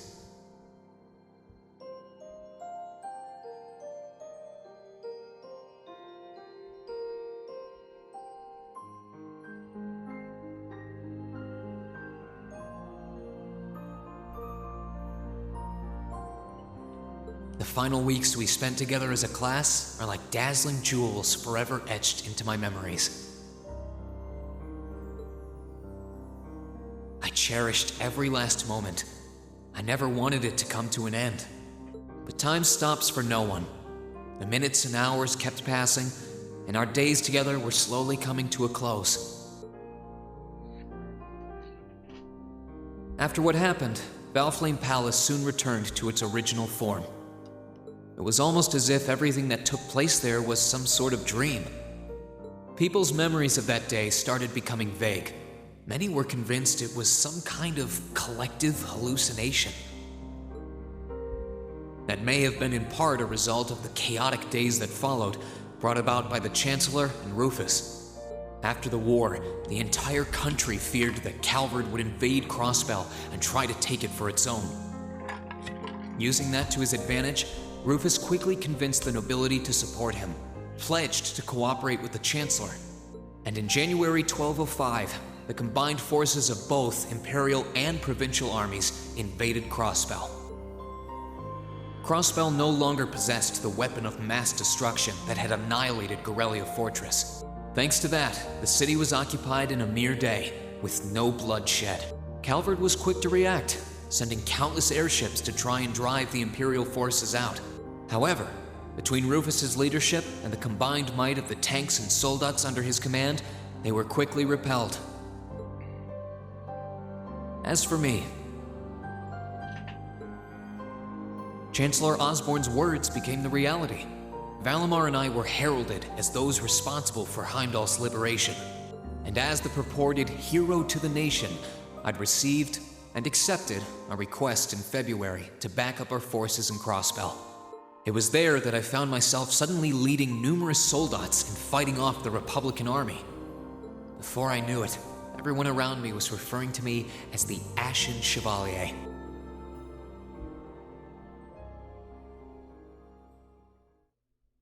Time kept flowing, and mid-March came. The month in which Class 7 would finally say their goodbyes.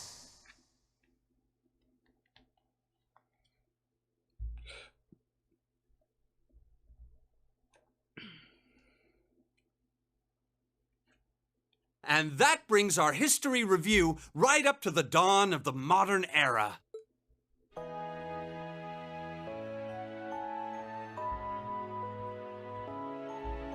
Next week, we'll be covering the 50-year period from the Orbital Revolution up to the present day.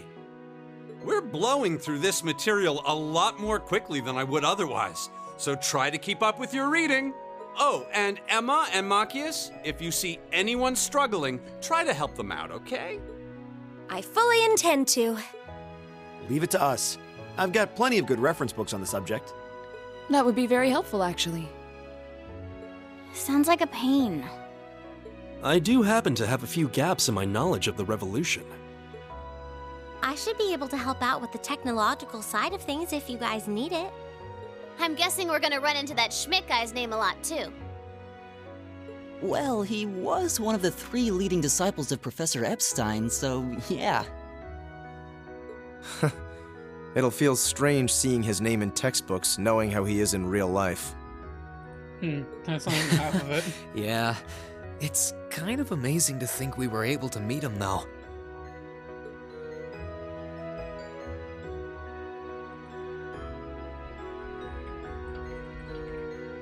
All right, like I said, I'll be giving a quiz next week on everything we've covered up to now. Which means it'll cover quadratic functions, factorizations, sets, logic, and probability. Oh, and if I'm feeling really mean, there might be a little calculus in there. So, study for this one. That's a lot. I'm getting depressed just thinking about it. Secondhand depression on that. Jesus. Sounds more like he's reciting some kind of curse. It is all material we've covered in class before, you know. It'll be worth going over the most basic formulas at the very least.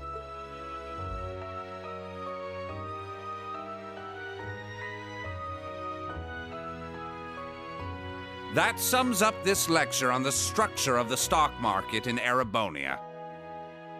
Next week, we will hurry on and study unemployment and inflation problems. You're also going to be taking part in a debate on those issues, so make sure each of you are well prepared. What kind of debate? A debate. It's when people are divided into groups for and against something, then they argue their viewpoints.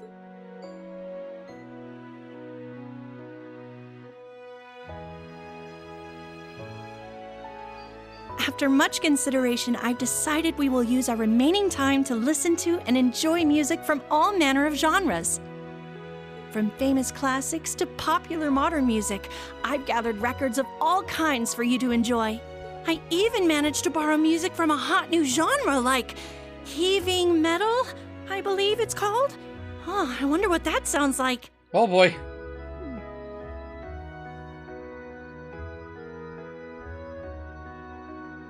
That's going to be Nice be a work, thing guys. for her.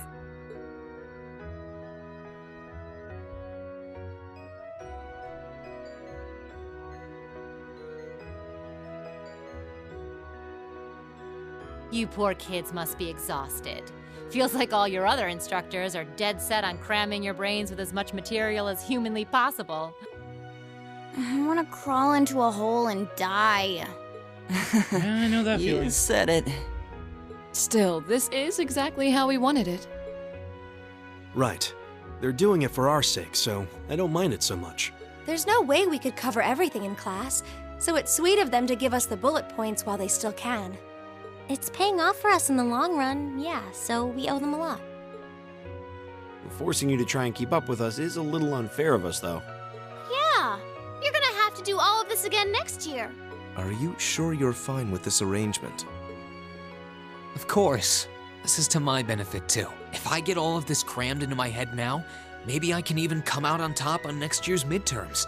Well, that's some confidence. I wouldn't be surprised if you actually did it, though.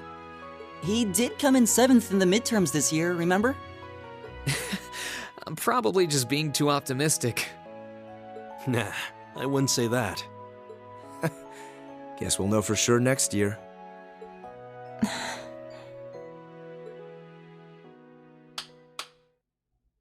Anyway, tomorrow's the day you've all been waiting for. Your next free day. I know you've got enough schoolwork to choke a horse, but try to carve out a little time for your clubs and all that youthful jazz. The forecast for tomorrow is clear blue skies. Might be the perfect chance to sneak off and get into some ooh la la with that special someone. And truly, you teach us all by living your life as a shining counterexample. Spoken like a true lifetime member of the Lonely Hearts Club, instructor. Keep bullying her. Hey! I'll have you know that there are plenty of guys who would do anything for a private lesson with yours truly. Really? And where are they exactly? But if that many men are interested in you, how come you spend so much time drinking alone in your room? I think the polite thing to do here is just smile and nod. If you keep setting your sights on guys like Laura's dad, you might as well just buy a couple cats and get it over with. Oof, critical hit. It does seem like she's fighting an uphill battle to find a good match. Just you wait, guys. In 2 weeks, when you see the hordes of chiseled, elegant gents draped over me, we'll see who has the last laugh.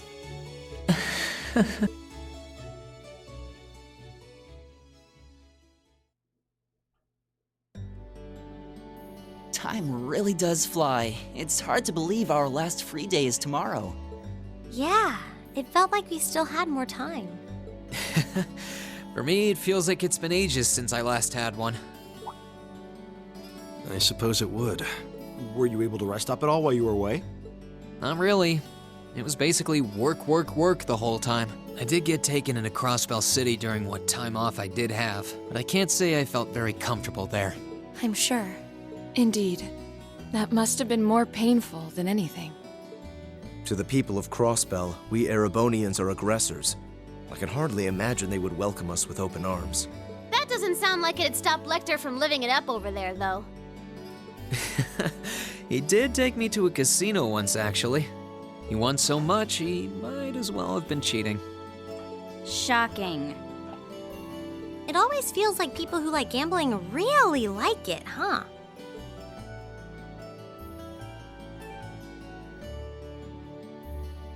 Oof. So, does anyone have anything planned for our free day? Remember, it's the very last one, so make it count. We wouldn't want to end the day with any regrets. True enough. Although, I wonder if I'd end the day regretting that it has to end in the first place if we made it too much fun. I've got so much that I want to do, I'm not sure where to start. I know I want to attend practice, at least. Oh, same. I've got to go taste test some new dishes for the cooking club, plus Kershus has a new menu up, and... How many stomachs do you have? Yes. Will you be helping the student council tomorrow, Reen? That's the plan. It sounds like Toa will finish handing all her work over to the others today, but they're bound to be busy. So I thought it'd be nice to take some of it off their hands, whether they like it or not. Ah, yes, Reen is still Reen. Ah, Reen, ever the reliable gopher. That's a very you response. If there's anything we can help with, let us know, okay?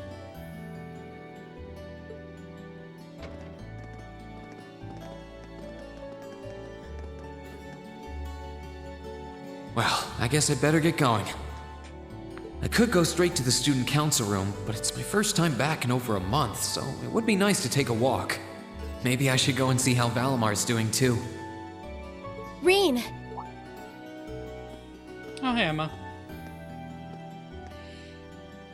Huh? Emma?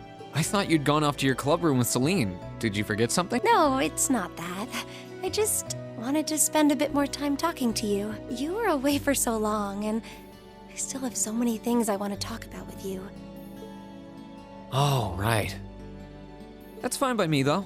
I've still got loads of stuff I want to talk about with you, too. That being said, it wasn't only talking to you that I missed while you were away. There was, something else. I think I might know. So, what do you want to talk about? Anything is fine with me, as long as I'm with you.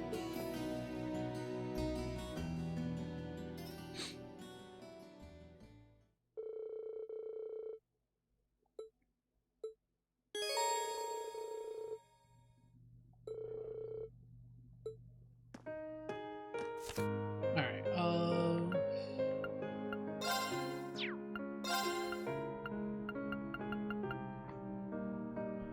Fuck! Damn it! Oh, that sucks. Alright, so that means I'm gonna have to reload that save file on my free time and rebeat the whole game again. Rebeat the whole last part of the game again, including the Geofront and the bonus dungeon. So I can get that save file. Oh, I knew I should have checked this over the weekend and just redid that whole bit. But, well, not weekend, excuse me. Saturday I was busy doing something, so yesterday. I knew I should have rechecked it yesterday. That would have meant having to go through the whole Geofront in order to figure... Well, no, I should have just assumed that I did miss it and just redid the whole the whole finale for the Vermilion Throne and just... Oh, God, I hate myself.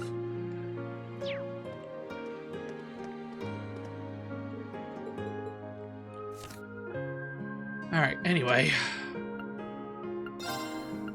So Arena's finished. Support. I have to talk to George. Well, George is going to be automatic. And it says Angelica is automatic.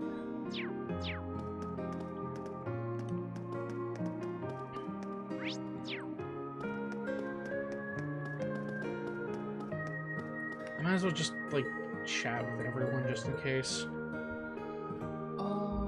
Oh yeah, there's a whole list that I almost missed. Let's just start. Let's just follow the guide where people are and just start.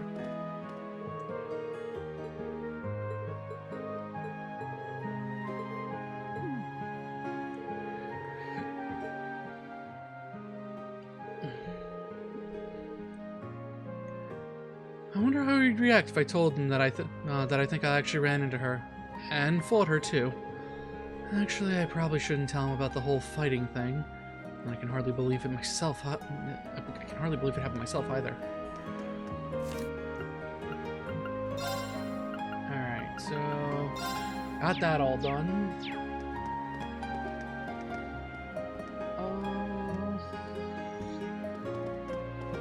Looks like next up is gonna be...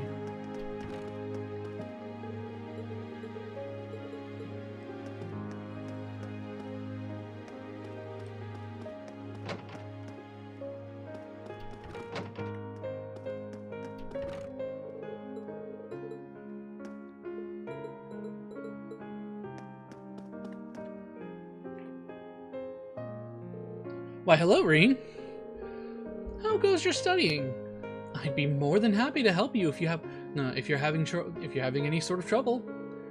Thanks for the offer, but I think I'll be all right. I've got the Machias and Emma support system keeping me on the ball. If that offer extends to next year, though, I'm sure I'll be taking you up on it then. Oh, by all means. Nothing in this world makes me happier than lending a hand to students in need. Oh, and by the way, I've pretty much finished decoding those black records you gave me. As much as it pains me, you could take them off my hands. You have? There's some fascinating stuff in there, if I do say so myself. By all means, no, be sure to look them over if you have the time. Right. But can you believe the academic year No, but can you believe the academic year is so close to its end? I'd just love to see it. I'd just love to see it off with a big old party. Wouldn't you? All right, hang on. I think you're onto something. I'm pretty curious about this report he just gave me. I'll have to look it over when I get back to the dorm. Alright,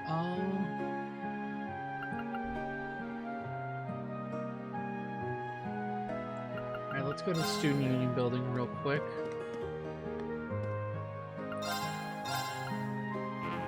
Okay, I did have that already.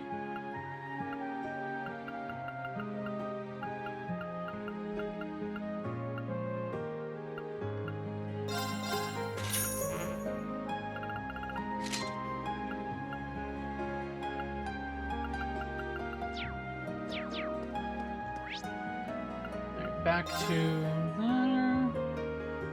So Vice Principal Heinrich.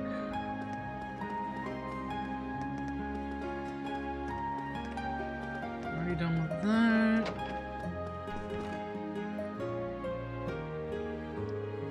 Well, if it isn't Rain Schwarzer, allow me to give you my belated congratulations on your incredible work over in Crossbell.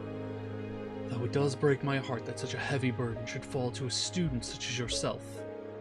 Don't feel bad, sir. I was the one who chose to accept the Crossbellan government's request after all. Besides, it wouldn't do me any good to run away from this. The role I've been given is difficult, but I'll see it through to the end. I ended up meeting some interesting people over there too. I have no regrets. Then I shall only say one more thing. I'm sure your days ahead will be full of hardships. Be sure not to lose sight of yourself as you face them. That's all the advice I can give you. Thank you, sir. General Van Dyke was my superior back when I was in the army. As such, I'm planning on granting you a bit of additional assistance. Is something wrong, Schwarzer? No, sir, not at all. I wouldn't be surprised if Principal Van Dyke knew something. But now's not the time to start asking.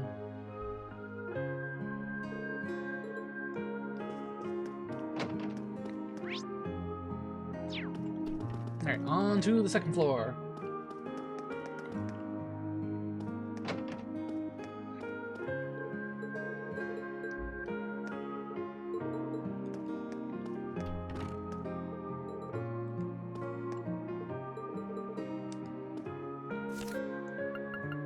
Year 2 Class 3, Clara's now all done.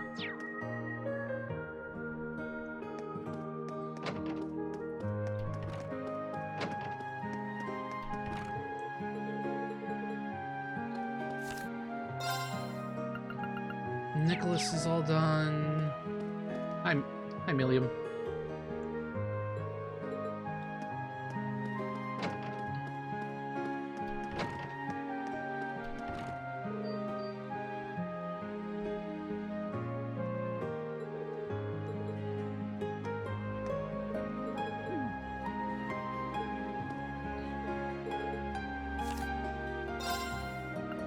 Hebel is now all done. And Mint is now all done.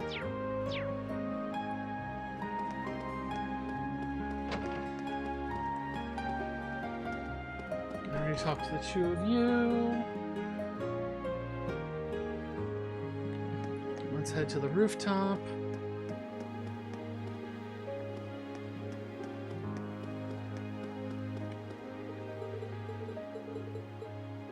Vincent's all done.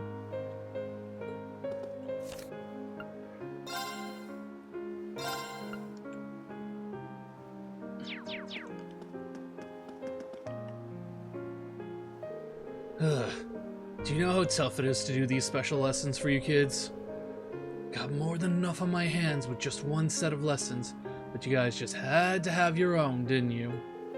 I'm sure it's a ton of work. I really can't thank you enough for doing all of this for us. Whatever. Yeah, my current workload's a headache, but I'm sure it'll be but I'm sure it'll be upgraded to a migraine when next year rolls around. Due in no small part to that damn building over there.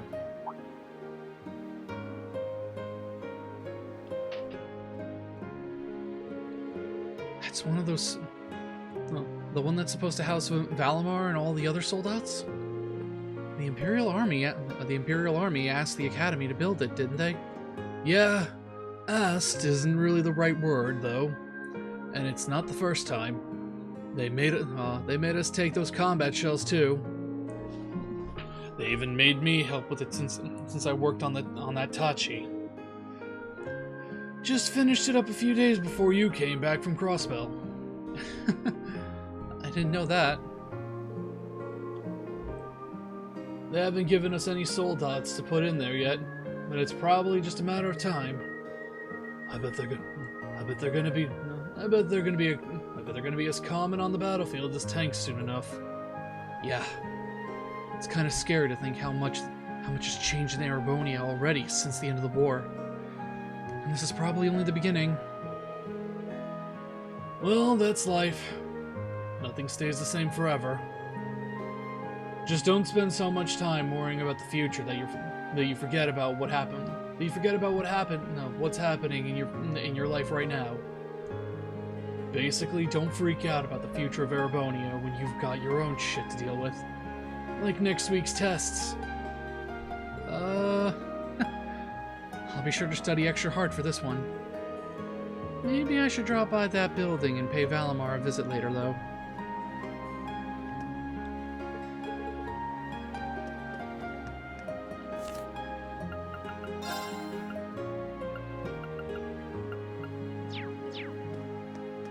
Alright, next up, Student Union.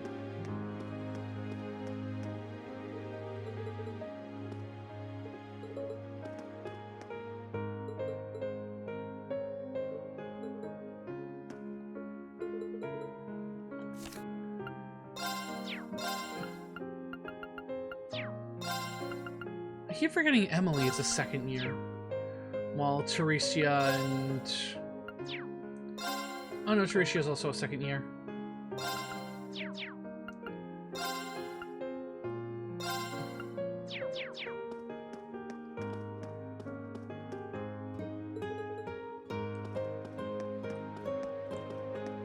Alright, Emily Fidelio is in the photography club upstairs.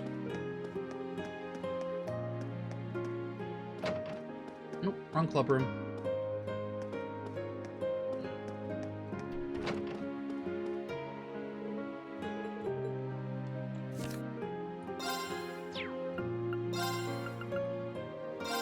Finish up Fidelio.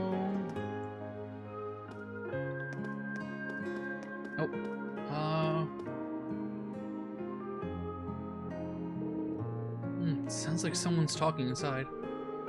Oh, and about next year's entrance ceremony. And about next year's entrance ceremony. Don't worry, I've got all the arrangements sorted out. Excuse me, could you stamp this for me, please? Hold on just a second. I'll be right there. She sounds really busy. I should probably go and check in on the engineering building first.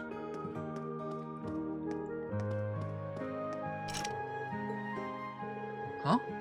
This was the Occult Research Society's room. I can't see any sign of Beryl either. Maybe the club's been closed?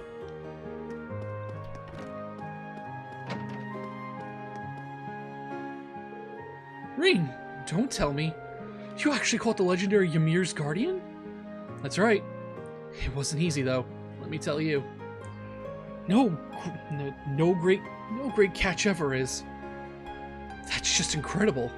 I've never even seen it, let alone had a chance to land it. So it was a mutation of a gladiator. Must have been quite the sight when you fished it up, that's for sure. Still, I'd say that now you're truly worthy of the title of Platinum Angler. It's an incredibly rare honor. The only other people with it are myself, my brother, and his Elite Four. That's like half the people I know who actually fish. It's rare, trust me. There are a lot of fishermen out there. And hey, that title earns you this nice little bonus too. It's all yours. Should be handy with all the fighting you do. Thanks, Kenneth. And thank you for all the support you've given me to reach this point. Don't worry about it. Support's free, and I've got plenty of it. Now that you're a platinum angler, you've got access to a whole new slew of prizes. So just keep on trading in your points. Yeah, he gave Orochi, by the way. I think I have that. Don't make me have to go fish. Okay, I have that.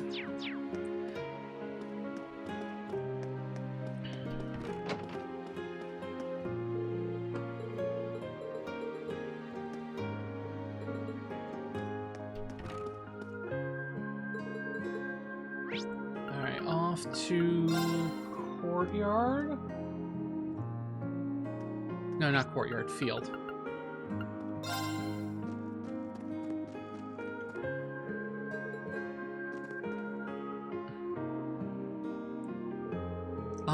I owe nearly as much to the writing club this year as I do to our class.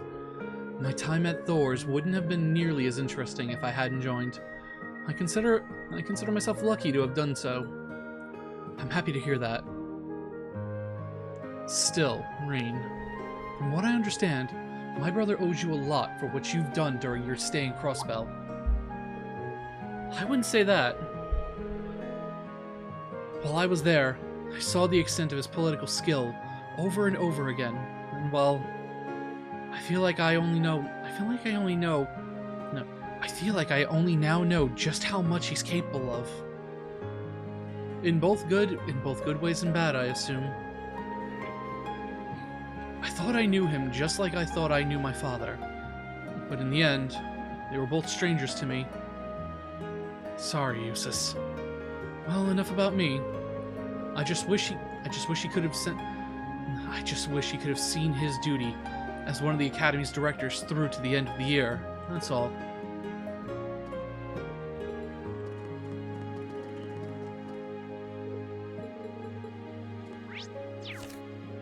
Alright, so Paula done. Lambert done. Next up is Alan in the gymnasium.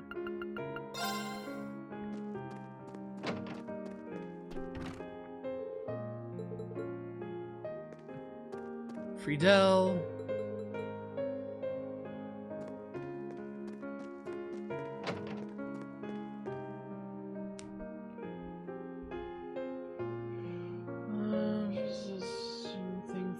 Speak to Principal Van Dyke for a short event.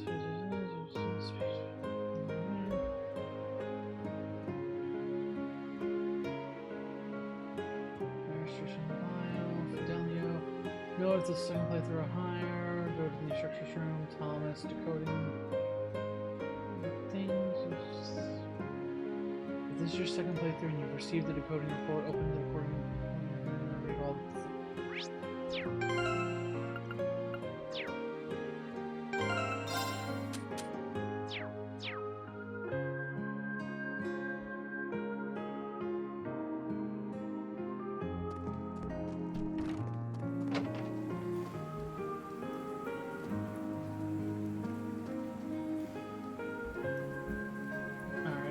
so that's that. So let's head to the engineering building. Oh. Hey there, Rain.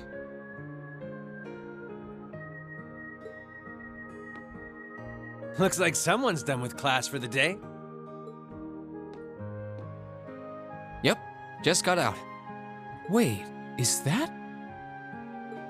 Yep, Angie's brand new bike. We started building it for you, but then we had a change of heart. I just couldn't tear you away from your current ride after you'd grown so attached. Now I feel bad, considering I pretty much did just that to you. Your new one's got a pretty cool design, though. Don't get too jealous. Specs are pretty much the same as yours. Well, before Angie tunes it up and adds her custom gear for distance riding, that is. But distance riding would mean... You're planning on going off on some big journey, aren't you? 10 points to Reen. I just felt like it was time for me to go out and see the world for myself. My martial arts teacher did the same thing once, so I'm sure it'll be a valuable experience for me. The plan for now is to travel through the entirety of Zemuria. That's not a very specific plan, and a pretty sizable journey. You can say that again. I have no idea where she finds the energy. Oh, really now? Your plan to visit the continent's most famous engineering factories is pretty much exactly the same thing. You really think so? I take it you'll be leaving Erebonia for a while too, George? Seems that way. First stop's Liberl and ZCF. After that, I got my heart set on a trip to the Epstein Foundation over in Lamont State. While I'm at it, I think it'd be nice to pay a visit to the Vern Company in Calvert, too. Will you even be able to get into Calvert at this point? Hey, I didn't say it'd be easy. But I think I can pull some strings. The real reason for this trip is to figure out what I can do as an engineer to help smooth over our international relations. Meeting the continent's finest engineers and discussing things with them should really help get the ball rolling on that. You've thought that far ahead. That's really admirable. I hope you can find a way to make that happen, even though I feel kind of hypocritical saying that, as someone who participated in the war. Don't beat yourself up over it, Reen. You have nothing to be ashamed of. That was your only option, given the way the Chancellor set things up. Your actions actually helped us avoid an even longer, more brutal war. But... Angie's right. You played a role that no one else could have. Just think, if things kept going the way they were going, we could have been at war with all of Crossbell. I don't even want to imagine the number of lives that would have been lost if you... Ah, fuck, I hit the button. Of course, us telling you whether or not you should feel guilty doesn't matter. It all comes down to you facing your own feelings over what you did. But there's one thing we'd like you to remember as you do. You're not alone, Reen. You've got friends who understand why you did what you did. Sometimes, I wonder how I was lucky enough to get such good ones. Thanks, you guys. This really helps.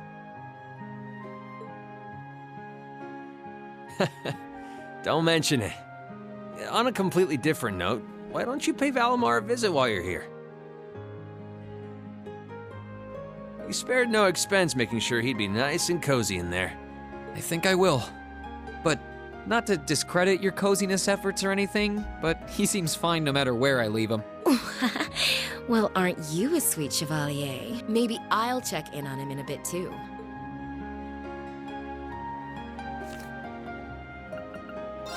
Alright, so now they're done.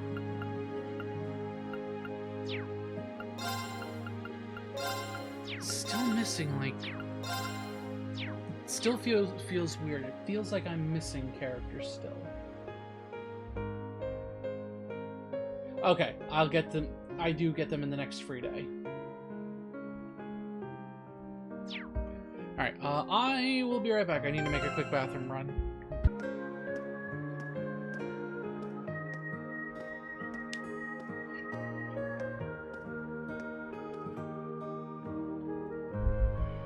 Hey, Valimar. How you holding up? Relatively comfortably. My ability to self-repair means that maintenance is not mandatory, but Glad to hear it. Oh, damn it. This is going to be our new home base for the time being, so you can get in as much maintenance as you need. I'm gonna need you a lot in the days ahead, Valimar. I will strive to meet your expectations.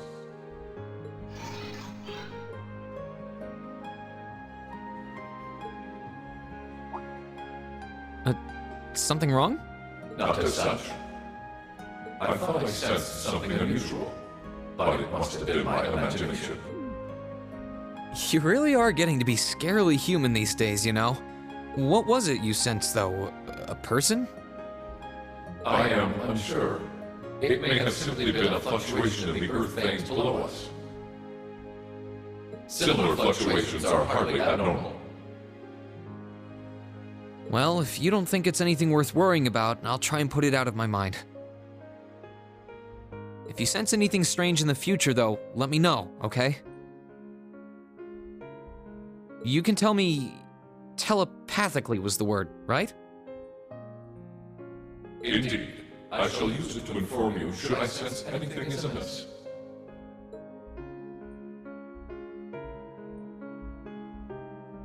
Sorry, give me just one quick moment.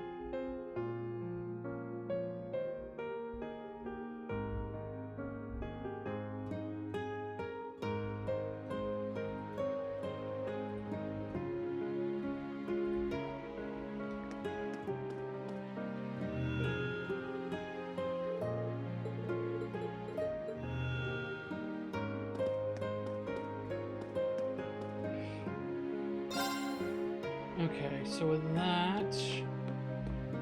that's everyone around here, so let's go back to the student union. I guess we'll go talk to Machias real quick, since he's the only Class 7 member I haven't talked to.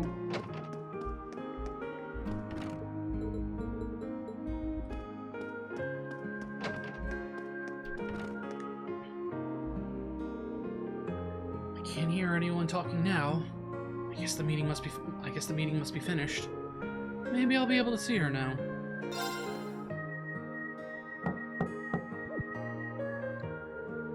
There's definitely someone in there, but there's no response. Oh, I know. Excuse me, coming in. Well, isn't this a familiar sight?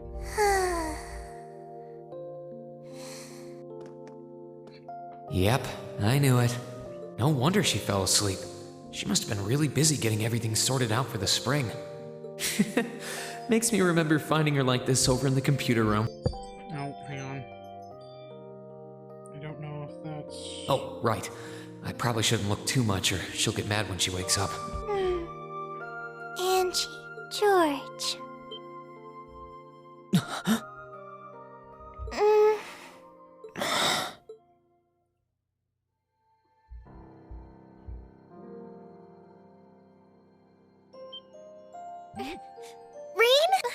What are you doing in my room? Wait, this is the student council room. I must have fallen asleep. Sorry for coming in without permission. I did knock, though. Don't worry about it. It's my fault for dozing off like this. Why do you always have to keep finding me like that? I hope you weren't looking at me while I was sleeping again. I did try to look as little as possible. Well, if you say so. Is something the matter? You're not looking too well. No, I'm fine. Maybe the light streaming in through the window is making me look off color? I feel fine, really. Come with me.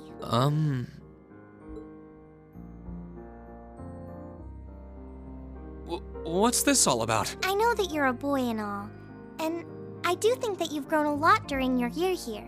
No, I probably shouldn't even call you a boy anymore. You're a grown man now, but that doesn't mean you always have to stand and endure everything life throws your way. Okay? If it gets too much, it's alright to sit down and let it all out. Whether you're a boy or a grown man doesn't change that. It's okay, Reen. I'm so sorry.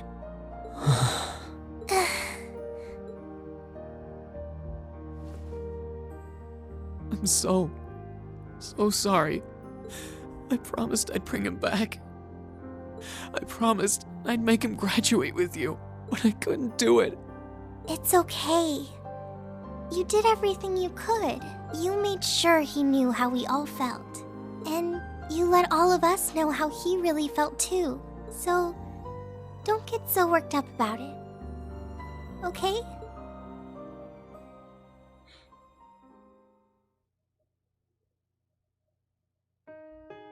I'm sorry. I didn't want anyone to see me like that. Well, I guess we're even then. Not like I jump for joy every time you catch me sleeping. Have you finished getting everything ready for the next student council now, by the way? Yep. My My days of being president are almost done. The first years taking over are really smart, though. I barely had to teach a thing in the end. Still, it must have been hard work getting through it all. You're going on a tour of various NGOs after graduation, right? Yep. The plan's to take a year to visit NGOs in lots of different fields. After that, I'm not sure what I want to do. Damn it, I'll I didn't probably mean to hit the join button either again. the army or something related to the government, I suppose. Well, I'm pretty sure they'd both love to have you. There's no chance either one would say no to you. Especially since taking a year off hasn't made them any less determined to recruit you. After all you did with commanding the Courageous, it's no wonder you're so in demand. I don't know. I don't think I did anything special, really. Still, I feel like it'd be best in the long run for me to see the world from a variety of different perspectives. I don't know what path I'll choose, but I want to step onto it with a firm decision on how things should be. I think that's the best thing I can do for this country's future. Maybe I'm being a little overdramatic there, though. Not at all. After how much you've done for this academy, I can only imagine how much you could do for this country. Just try not to overwork yourself, okay? We're with you all the way, but we will always worry, you know? Thanks. Oh, I almost forgot. What was it that made you come here? I mean, I'm happy you did, but... Oh, I'd completely forgotten too. I just came to ask if there was anything I could do to help tomorrow, seeing as it's another free day. But you've only just come back. And besides, tomorrow's your... That's all the more reason I want to spend tomorrow's free day the same way I spent all of the others. It wouldn't feel like our final free day is Class 7 if it were any different. Well, if you say so. Okay, I do have a few things in mind, so I'll just drop them into your mailbox in the dorm like I always do. And thanks for offering.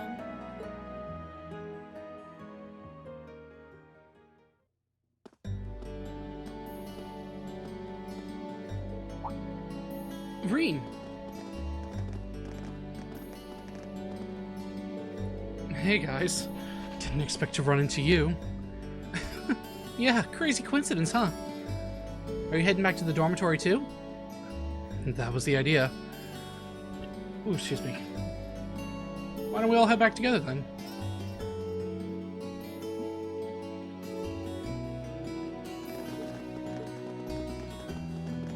It's nice seeing the flowers as they start to bloom. Yeah. I know you said earlier that they'd be in full bloom in a week, but I'm thinking it'll be closer to the end of the month personally. Just in time for the welcoming ceremony. The new students will be able to begin their academic lives here surrounded by lino flowers, just as we did. How wonderful.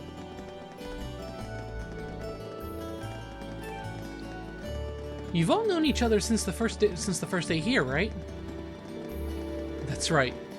Nobody else started part way through the year like you did. But back then, I never could have imagined But back then, I never could have imagined we'd get along this well. We got off to kind of a rocky start. You're telling me. Especially Machias and Eustace.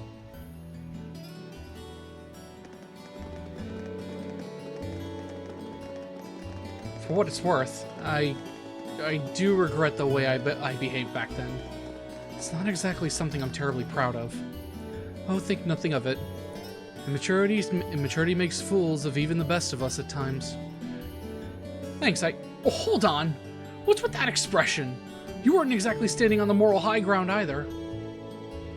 I wouldn't have had as much of a reason to behave the way I did if you hadn't kept looking down your nose at me. Did you not hear me say the best of us?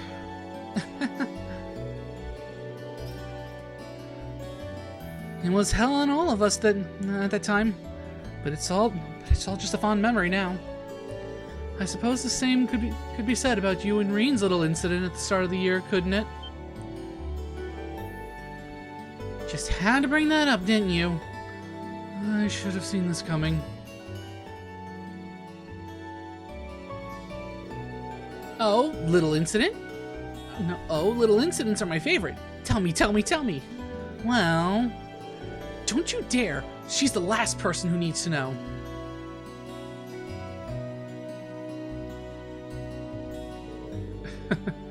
Our first day really was full of surprises. Yeah, I can't imagine too many teachers welcoming their students by dropping them through a hole in the floor.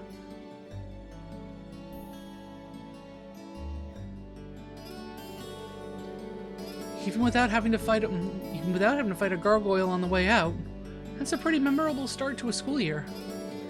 That gargoyle proved to be quite the opponent, too.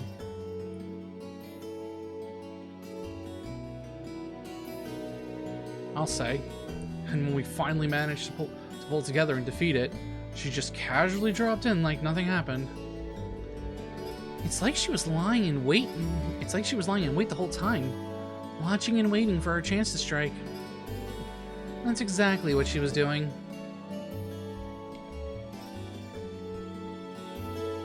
Still, as exhausting and unusual as it was, that was how our class began. I'm pretty sure it's burned into all of our memories at this point. How could it not be? I have no doubt about that. Even so, I'm sure it's one of the memories that I'll cherish decades into the future. Aww. Now you've got me all jealous. Now it's my turn to do something crazy and make some super memorable memories too. Don't you dare. I dread to imagine what she's thinking when she says something crazy.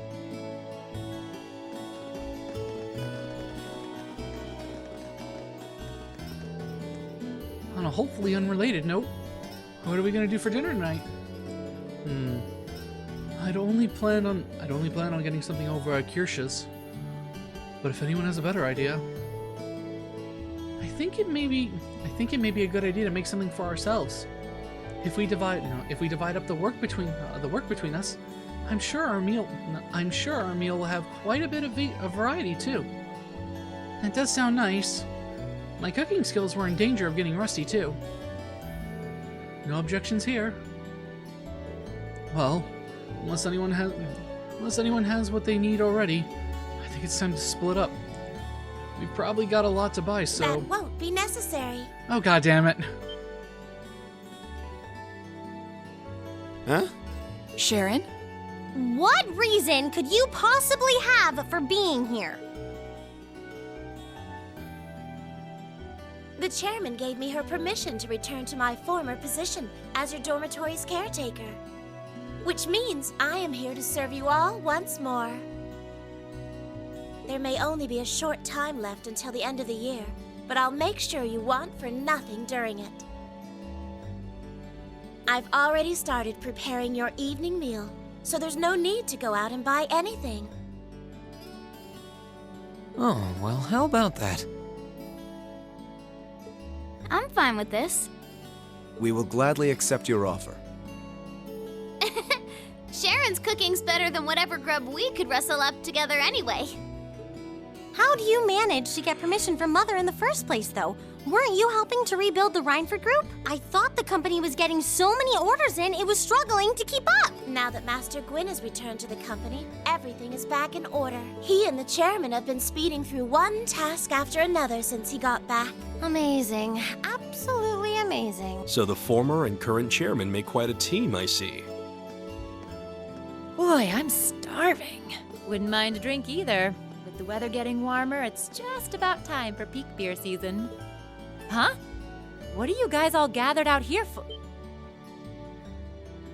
Oh, why are you here?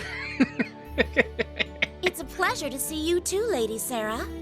I brought a bountiful supply of smoked oysters and sardines if you'd like a snack to accompany your beer. Would you like them alongside your dinner? Damn it. Yes. I'm surprised she can just walk around in public like this. You know, considering her affiliation. I'm guessing there's some sort of agreement in place between Rhineford and the government to leave her alone. Though, even if there weren't, I can't imagine anything would be able to stop Sharon from doing what she wants. You don't know the half of it.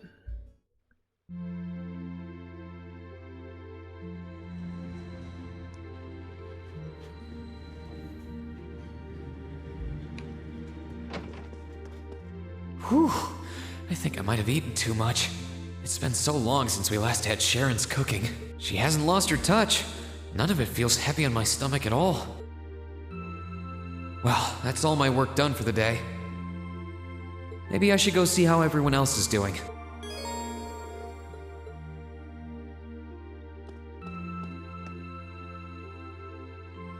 Here's Crow's room.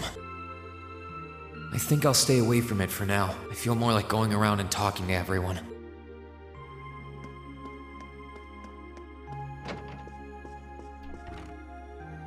Hey, Machias! Working hard or hard?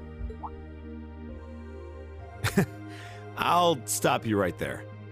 Of course I'm hard at work. Just look at the size of this book. If I can't internalize as much of it as possible while I'm here, I'm doomed to failure from the start. And this is one of your new textbooks? Man, Heimdall's political academies don't mess around, do they? You'll be the youngest person there, right? Most likely. I'd normally need to have graduated from Thor's with a bit more experience under my belt to have gotten in. There are a few Thor's grads there already, though. They take some every year. And as you might imagine, the recent political upheaval has the place swarming with applicants this year. The entrance exam was hard enough on its own, but that's just the tip of the iceberg. Can't say I envy you. Still, I know you're going to be just fine. You're so smart that you can handle any subject they throw at you. Growing up with your dad should give you a leg up on the politics, too. Yeah, no pressure there. Honestly, there are times when I think diving into things head first like this is a giant mistake. What's wrong? Oh, it's nothing. It's just... I know we're probably going to both be really busy with our own lives come spring, but let's make time to have lunch together once in a while or something. Okay? Studying is all well and good, but even I need a change of pace every now and again. I think that can be arranged. The train from here to Heimdall only takes a half hour. I don't see any reason why we wouldn't hang out sometimes. Then it's a date.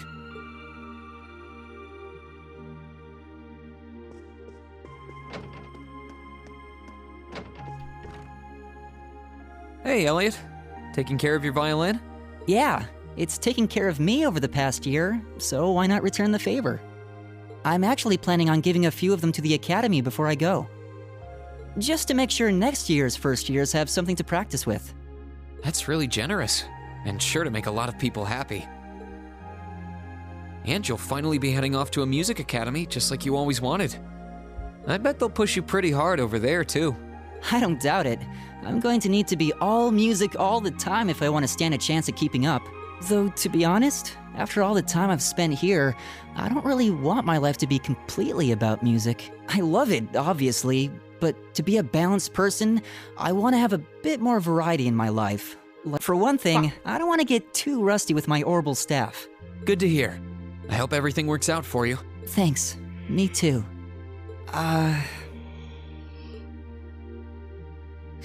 No, it's nothing. Either way, Heimdall and Trista are really close, so don't be a stranger, okay? I know you're gonna have tons of work to get through between your classes and your missions, but... Don't worry, I'll make time. I'm sure we'll have plenty of chances to see each other. There's still a ton of Heimdall I haven't seen, too. You'll have to show me around next time I make it over there. You bet.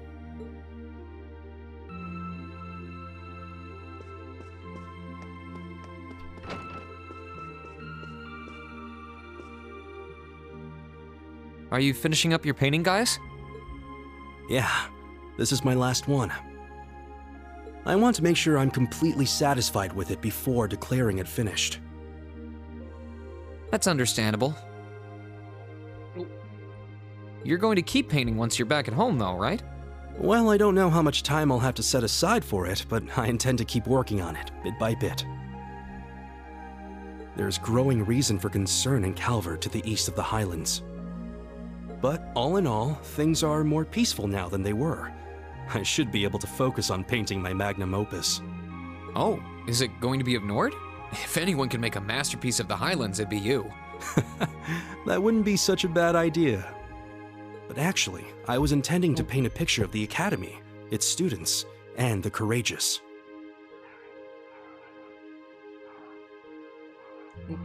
Apologies, give me like 2 minutes. There's a package at the door I need to go grab. Alright, we're back. You mean... Now you're getting it. I want to capture the day we liberated the Academy. And once I've finished it, I fully intend to return to Erebonia with it in hand. What better way to forever memorialize this place as my second homeland? Man, you really are amazing. Well, if you ever need reference materials, you know who to call. I can get pictures of anything you might need and send them over. I know you're talented, but that's a lot to paint off of just your memory. I'd appreciate that.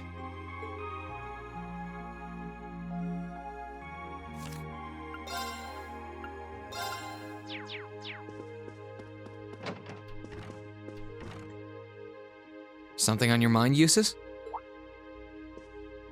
For the first time in a long time, no. I'm just taking a short break. Looking over an endless sea of documents can be rather tiring on the eyes. Oh, are those the tax reports you mentioned? Ordinarily, this would be my father's work, but His Majesty has yet to decide his fate. Rufus hasn't so much as glanced in Berea Hard's direction since he took his new job in Crossbell either. As such, the task falls to me. Man, I knew everyone in our class had it pretty rough right now. You've got it roughest, no contest. If my ego had its way, I would boast that filling in for my father is a simple and mundane task. But on top of the paperwork, I'll need to manage the provincial army and oversee the province as a whole.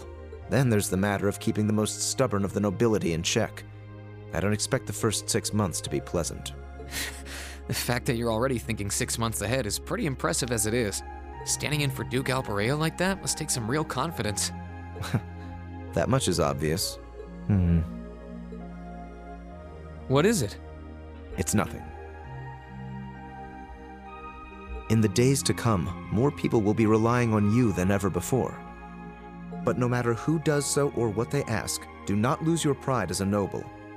Maintain your pride and your autonomy, and I'm sure you'll be fine. Thanks. I promise I will.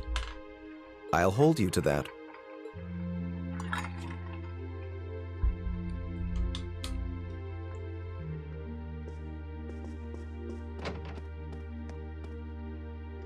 Alright, next, up to the girls' rooms. Let's start with the drunk. Something on your mind, instructor? You could say that.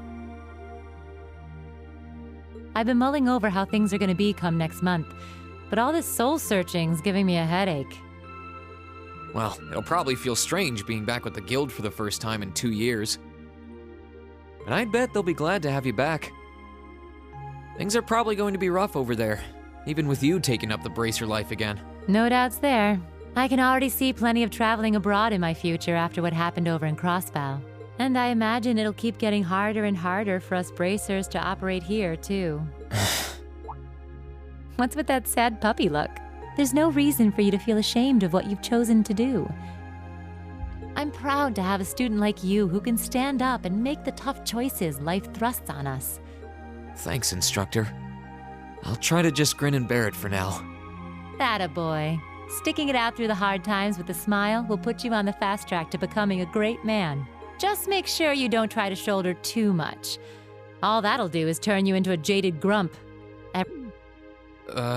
Thanks?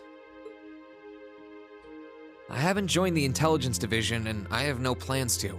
I'm gonna keep responding to their requests, but only if I'm comfortable doing what they're asking. And I can promise you, I'll never do anything that would put me in conflict with the guild or put innocents' lives at risk. I don't know what the future will bring for me, but that's the creed I want to stand by. I know. Don't worry. No matter what happens, you'll always be my student.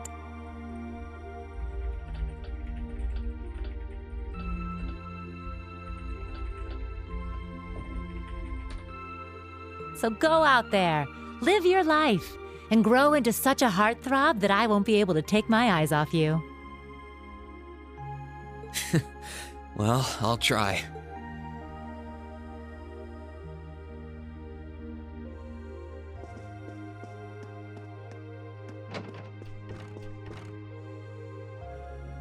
What's up, Milliam? hey, Reen. It's nothing. I just feel kinda down. Down? Yeah.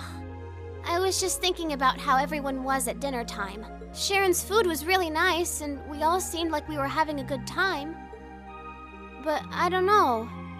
It was weird, like we were all upset but didn't want to let it show. Oh, so that's why. You really have grown so much these past few months. And not just mentally. I think you've gotten a little taller too. Maybe. About 2 rage or so? Judging by my specs, I'm not gonna get much taller than this, though. I'm mini-millium forever and ever. But you never know. Maybe I'll grow up to have boobies so big, I can use them as a shelf like Emma's. Something wrong? Nah, not really. So, you've got a new mission starting next month, right? Yep, I've gotta go see how things are over out west. Duke Cayenne's been arrested, but it sounds like things are still pretty nuts over there. Oh, but guess what? I might get to go out to Laburel and Rimiferia soon. What is it with you and blabbing classified information? Well, whatever. Just promise me you'll take care of yourself. And be sure to keep in touch. I'll always be right there when you need me, okay? Righto, I promise. That goes double for you, mister. If you need me to bust you out of a jam, just say the word.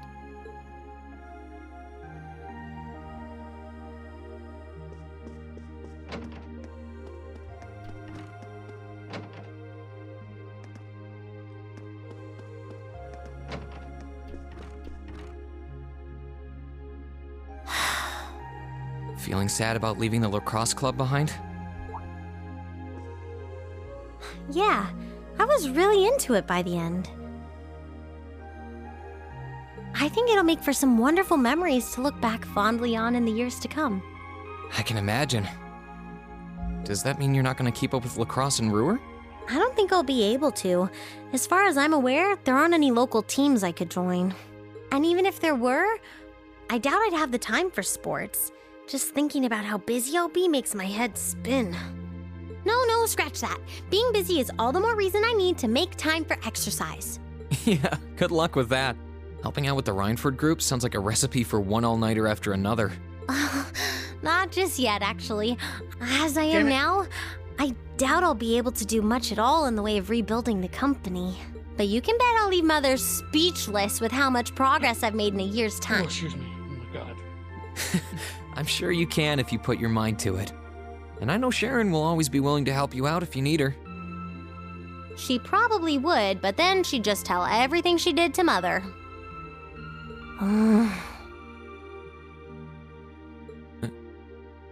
Elisa? Oh, don't worry about it.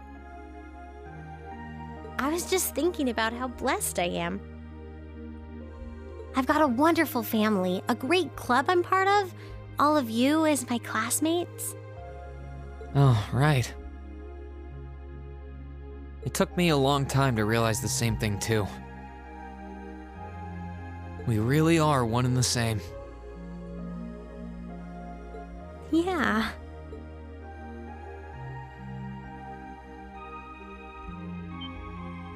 Elisa?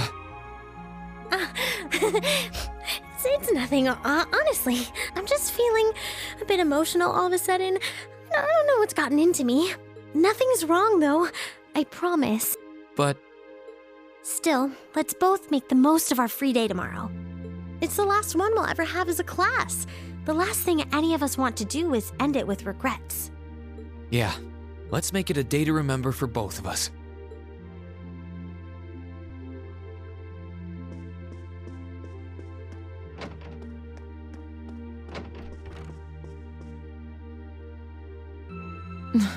What are you looking at, Laura?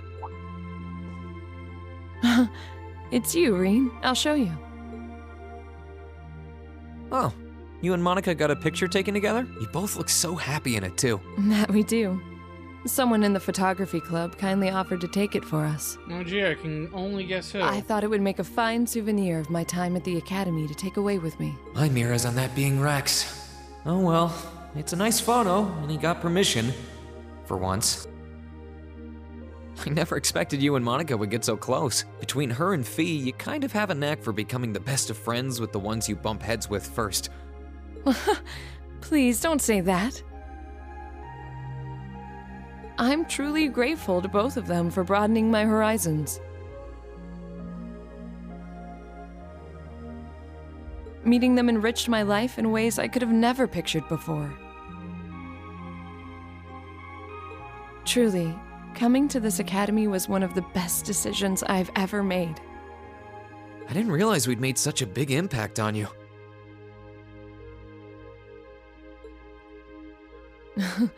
Well, you did. And don't mind me, I'm just feeling a little emotional. This isn't like me at all now, is it? There's no harm in a few tears, I suppose. This will be my last time I can relax before my training, after all. Yeah, you're not gonna get much rest in with the training you've got lined up.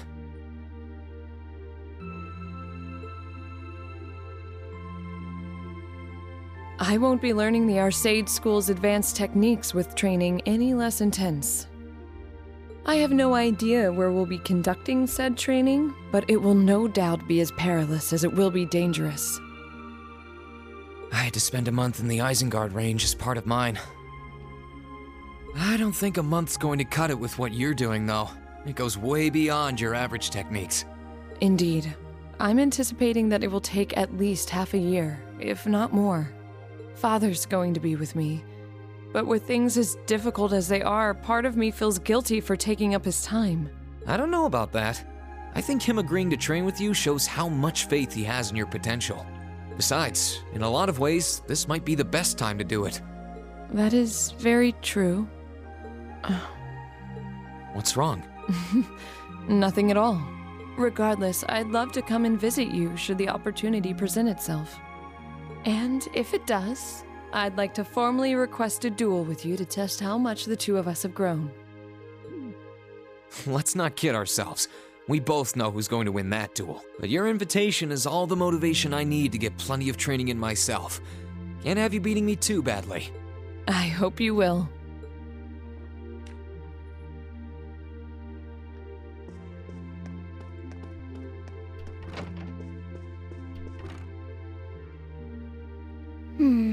Are those seeds you got there? Yep, Adel gave them to me. They all came from the plants we grew in the gardening club. I'm just looking at what kinds there are here. Really? That's really nice of her. It's kind of like you can take everything you've achieved over the past year with you. Yeah. I wasn't even going to join a club until Adel found me relaxing and invited me. But I guess it wasn't so bad.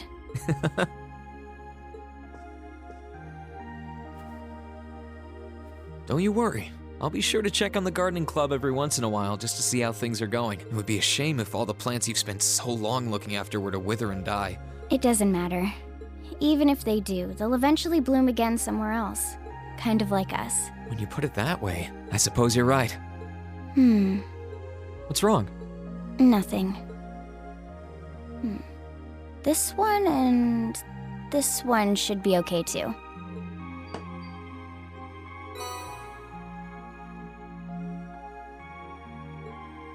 What are these for? They're the easiest ones to look after. You can try raising them if you want. Don't worry if they wilt or anything, though. When I've found the others from Zephyr, I'll come back and check if they're still blooming. If they are, you get a pat on the head. Hey, I thought the head rubbing was my job. But I'll give it my best shot.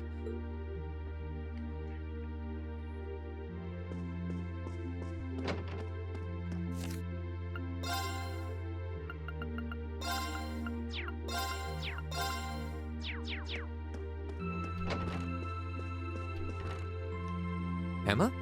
What are you doing? Oh, hi there, Reen.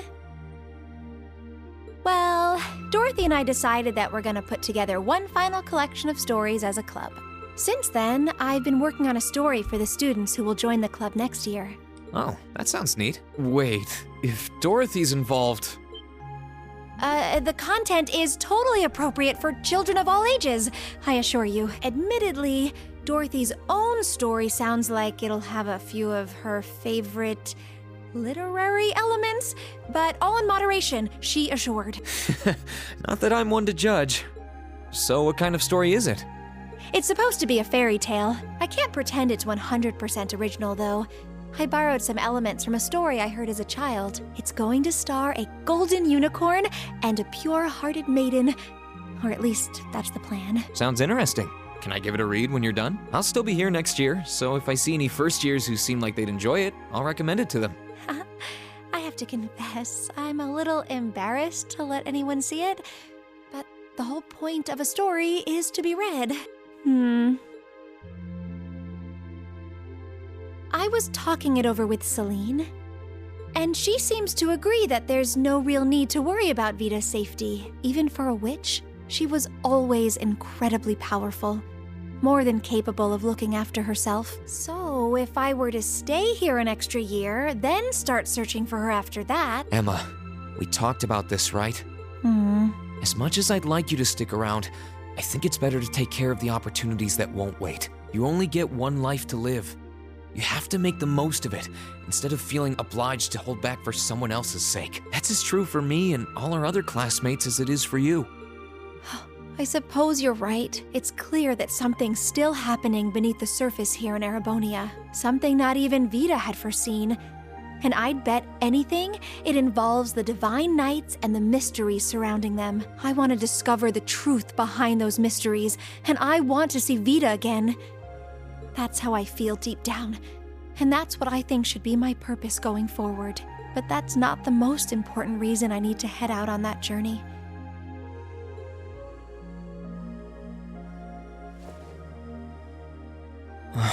The most important thing to me in the world is still you, Reen, and I want to uncover the truth of the Divine Knights for your sake, just as much as for myself. After all, the legends surrounding them have been at the heart of so much of the trouble we've had to endure. That's why I'll get to the bottom of this and come back with the answers you deserve.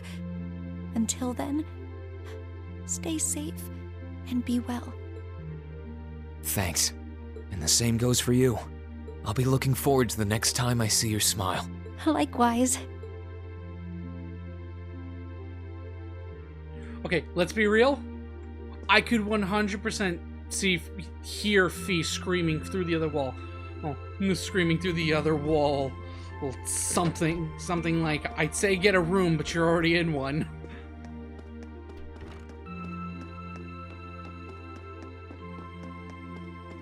Why do I keep thinking it's a spiral type staircase when it's not?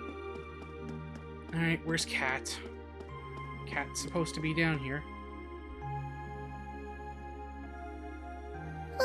Oh, there you are. You look bored, Celine. I guess I am. My work's done at this point. I feel like I aged a few decades as soon as the war came to an end. Come on now. Feels a bit strange to be saying it after the fact, but you fought pretty well over in Crossbell.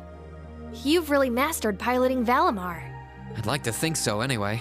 I feel like I could pull off just about anything with him now. And to think, I couldn't do half as much with him when I was first starting out. You do realize you just admitted you were totally useless, right? I wonder if you're gonna be okay without us, you know? Valimar must have drawn the short straw to end up with a budding awakener like you. Thanks for worrying about me all the time, Celine. Excuse me, what makes you think I was worried about you? Just about everything. From what I can tell, you've always worried about me. Back in the beginning, when I didn't know anything about piloting, you were always there to guide me through our battles. I doubt I would have ever come this far if you didn't have my back. So, thank you. For all of it. Why do you always have to be like this? I feel for Emma, I really do. I was just trying to thank you, you know. I didn't have any ulterior motives for doing it. Then don't make it sound like you do. I swear, if you ever hurt her, I'll never forgive you.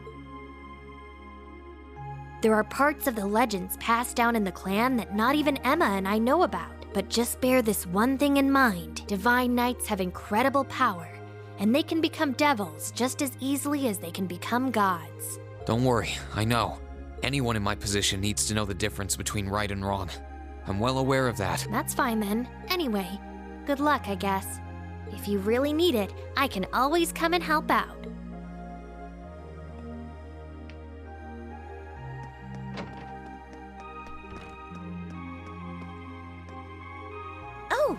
Good evening, Master Reen. I thought you had already retired for the evening. How would you like for me to put together some supper? I appreciate the offer, but I think I've eaten more than I should have as it is. Your cooking really is delicious, Sharon. I was starting to miss it after not having it for so long.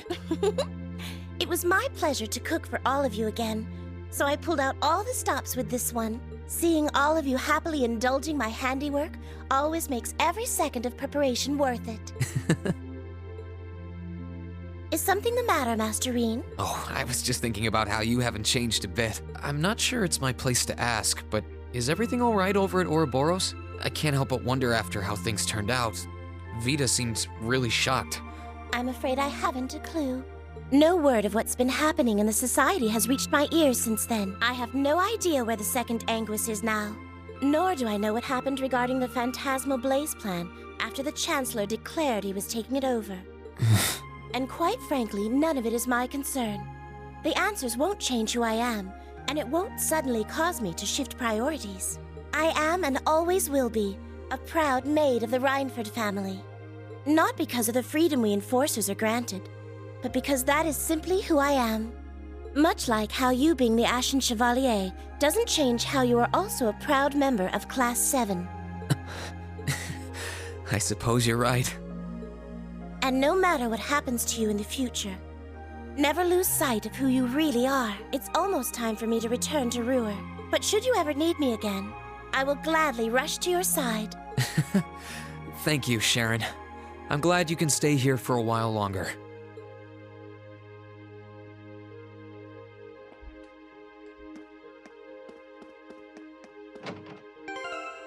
I think if I remember correctly...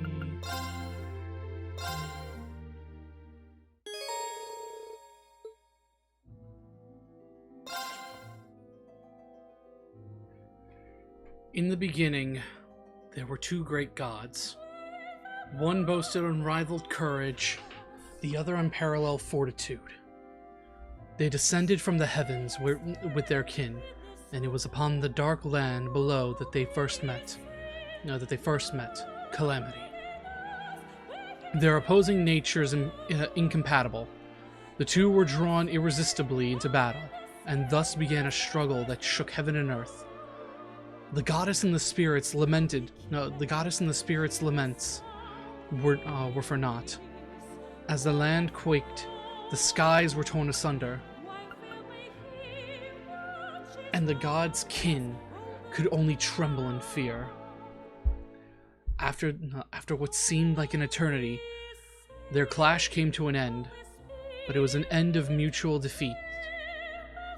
Their powers spent, the empty shells of the two celestial titans were flung into the furthest reaches of the dark land. All that remained in their wake were terrible scars on the land, their kin, and the great power. 200 years after Heimdall was first founded, ruins rose on monstrous wings from the depths of the earth. It was Zoro-Agruga, the Dark Dragon, a malevolent creature of terrible power. It spread a miasma throughout the capital that turned Heimdall into a city of the dead. But the horrors did not end there. The evil dragon desecrated the corpses of the fallen, taking control of their bodies and using them to attack those who remained alive, further increasing the legions of the dead. The emperor at the time, Astorius II, was forced to flee the city with what remained of his household and citizens. Together they retreated south and established a new capital in the land of Saint Arc. Through 100 years and 6 more emperors, the bane of Heimdall went unchallenged. It was the 7th, Hector I, who resolved the recaptured city.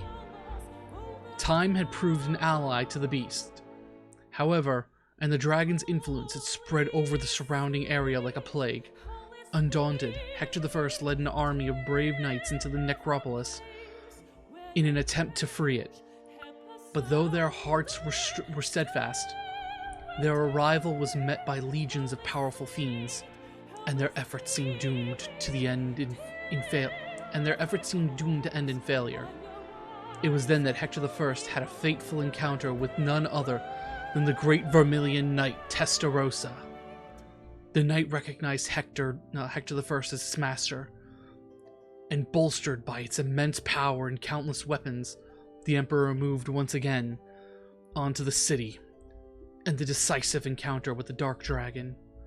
The battle shook the city to its core, and at the end, the Vermilion Knight was victorious. The Scourge of Heimdall, the Dark Dragon, was defeated. However, the price of victory was steep.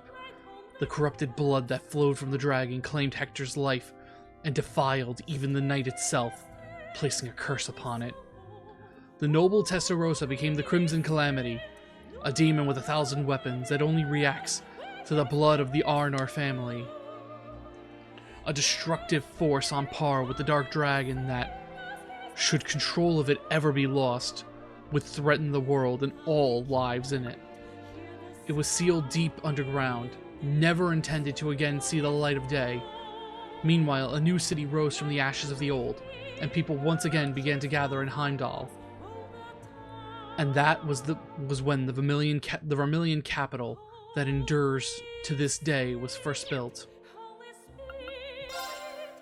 In the year 947, Emperor Valius V passed away.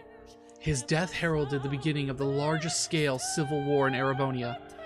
Valius V was a ruler with a somewhat debaucherous reputation, and is said to have had countless wives and concubines. To further complicate the matter of succession, many of those wives came from prestigious noble families, all of whom began competing for power and wanted their offsprings to take the throne. Within days of Valius V's death, Crown Prince Manfred, the son of his first wife, was assassinated by an unknown party. Following the death of the Crown Prince, the fourth prince and son of the first of Emperor Valius' secondary wives, Prince Orthrus, seized the capital by force. Once in control, he declared himself the new emperor and began purging all of those who dared to oppose him.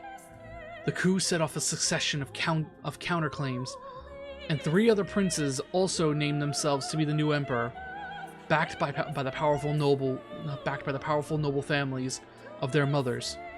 The competing princes ignited a bloody 5-year-long civil war, and thus the War of the Lions began. At first, the princes' armies were largely equal in terms of strength. It wasn't until Orthrus, who would later come to be known as the False Emperor, revived the being that had long been sealed under the city, that the balance of power shifted. The Testarossa, the legendary Vermilion Knight, who now tainted by the blood of Zora Agruga, saw the light of day once more.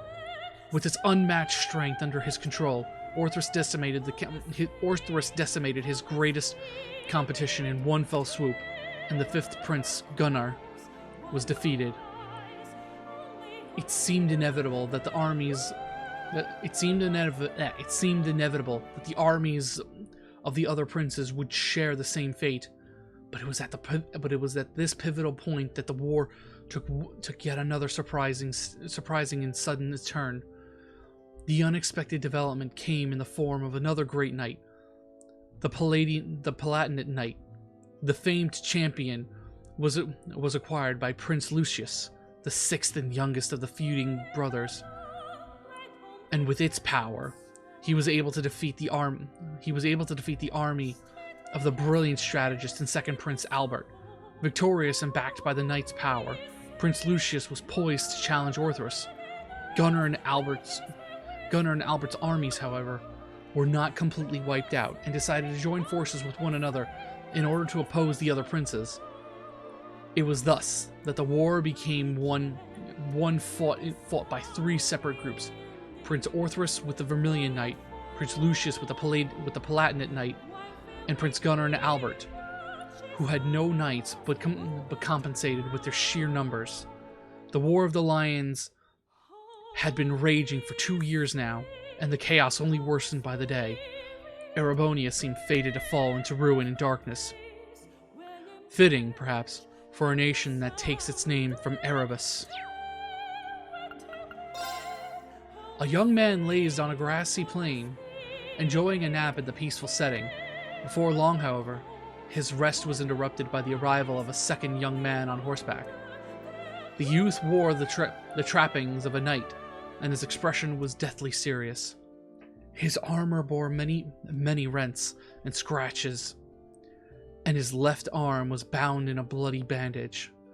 The first young man had not seen him in several years, but a cheerful reunion did not seem to be his purpose. "You were right after all," the second man said gravely. At this rate, the Empire's days are numbered." At this rate, the first young man rose from the grass. He was none other than the third prince of the Erebonian Empire, Prince Dreichels. As a man with no claim to the throne due to his commoner mother and shunned by the other highborn princes, Dreichels had long since left Erebonia behind, wandering from place to place and whiling away his days.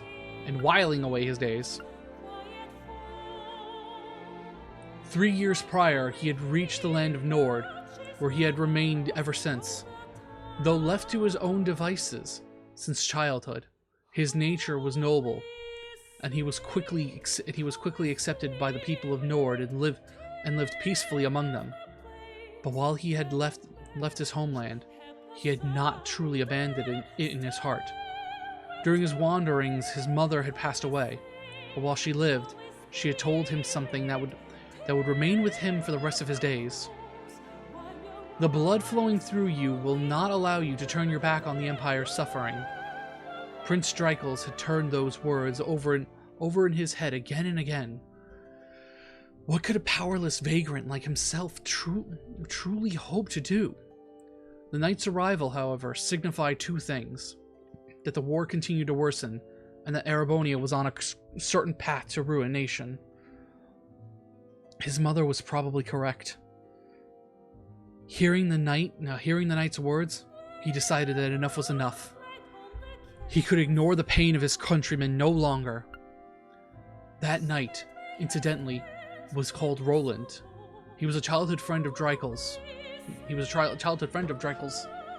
And his confidant. He was also the man who Dreichels had left in charge of things in his place before leaving the country. Prince Dreichels set about preparing to depart, but before he could finish, he was met by several of the tall knights of Nord, their cross-shaped spears in hand. They too were close friends of Dreichels, and they volunteered to accompany him and Roland, fearing that the two men alone would not stand a chance. The next morning, the prince departed the village, a mere 17 men under his command. They bade farewell to the people of the settlement, and its elder wished them well. "May the winds and the goddess be with you." He blessed them. "Fortune favors you all." Prince Dreichels' opponents were the armies of fourth Prince Orthrus and his Vermilion Knight, 6th Prince Lucius with his Palatinate Knight, and the combined forces of the remaining princes, Gunnar and Albert, who had a legion of magical golems under their control. Yet it was he, the illegitimate son of a commoner and the latecomer to the war, who emerged triumphant. His victory did not come without loss, however. During his return to Erebonia, Roland fell in battle. Not long after that, however, he met a woman who would change his destiny forever. That woman was none other than the daughter of Count Sandlot, who hailed from the lakeside town of GLEGaming. Her charismatic personality and peerless skill with the lance earned her the leadership of a band of knights known as the Eisenritter and the moniker Lance Maiden. Her name was Leon Sandlot. Prince Dreichels and Leon Sandlot may have come from widely different backgrounds, but their concern for the innocent victims of the war united them in purpose to bring an end to the bloodshed, and it was those shared feelings that made them join forces. The two of them, along with the warriors of Nord, the Eisenritter, and all of the other people of the nation whose hearts they moved, liberated one town after another, and were eventually successful in persuading even Prince Lucius, owner of the Platinate Knight, to fight for their cause. At the same time, however, the false emperor schemed to elevate the cursed Vermilion Knight to even greater power, to godhood. And thus the Vermilion Apocalypse was created.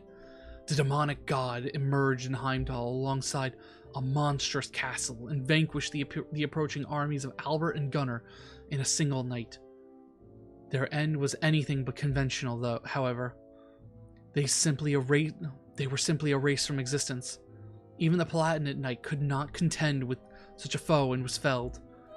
And as it decimated all who challenged the false emperor, the countless crimson spirit veins spread out from the castle, stealing the very life from the capital's citizens, as well as those in the surrounding area. Defeat seemed all but inevitable for Prince Dreichels, the Lance Maiden, and their followers. But they refused to give up. Following the guidance of a kindly witch, they were led to a new great knight, which slumbered on the outskirts of Heimdall. After overcoming a trial, they were able to claim the Ashen Knight and its power. With it in hand, along with their many supporters and the army of Prince Lucius, they marched on the capital for the final time, eventually making their way to the castle in its center. 3 days later, on the 4th of July, year 952, the castle vanished from existence and the city was liberated.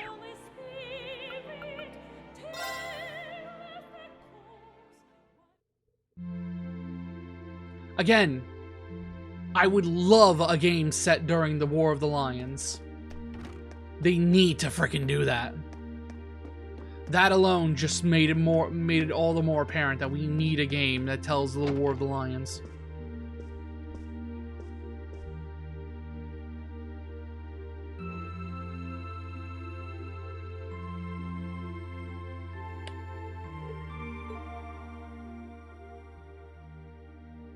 You are all going to be in for some tough times ahead.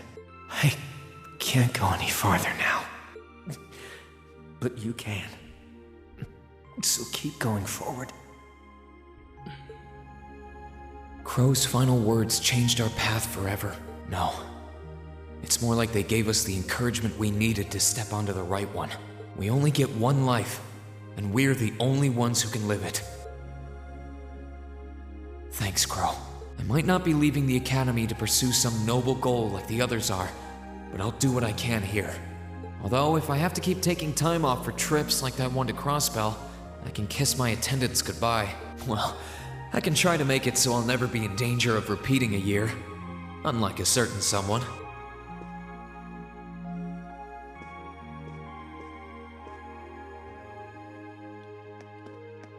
I think I've spent long enough looking backward. Although, if anything, I should be getting back to my own room now that I've talked to everyone.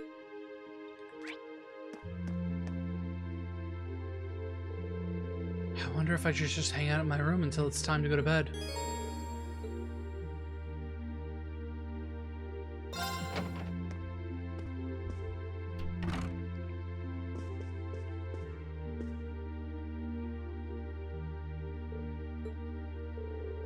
I guess I'll turn the radio on.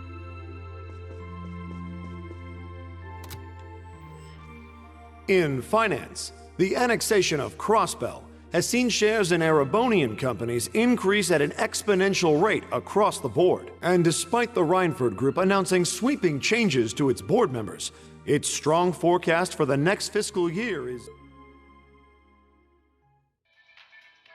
It's time for the start of a brand new program here on Radio Trista, coming at you promptly every Sunday. I call it Aubin Time after the word for evening. Might be a little cliched, but sometimes simple is best, right? Clichés are clichés for a reason, after all. Anyway, my name is Misty, and I'll be your host.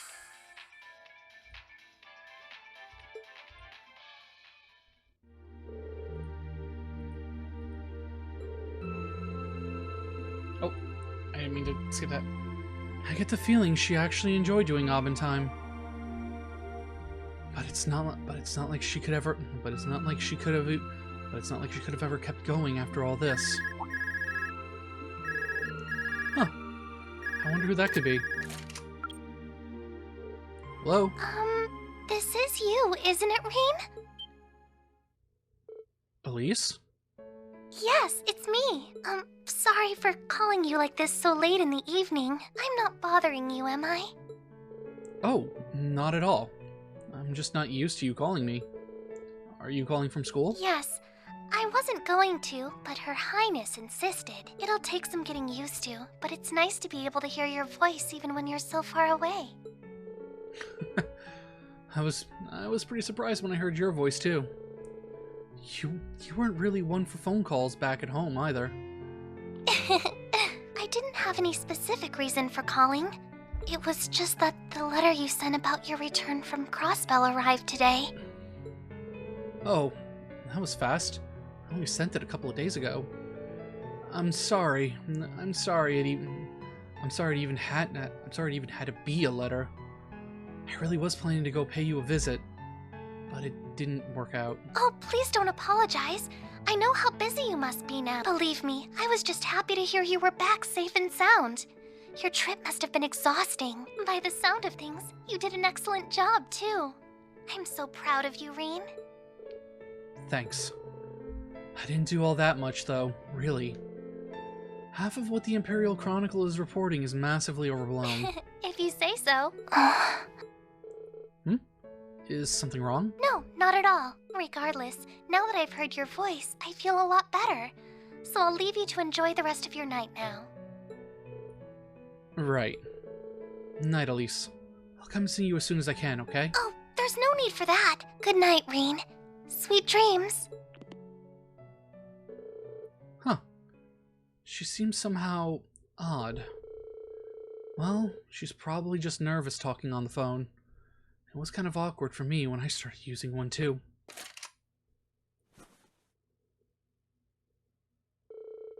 Tomorrow's going to be my final free day of the year. I guess I should do all my prep work for next week today, so I can make the most of it.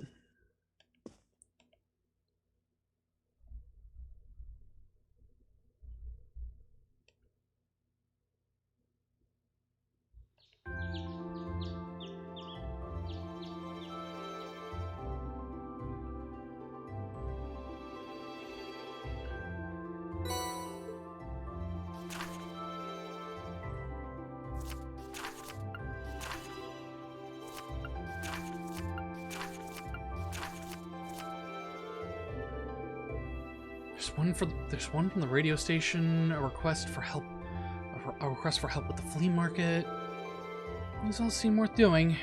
Pretty fitting for the last free day of the year, too.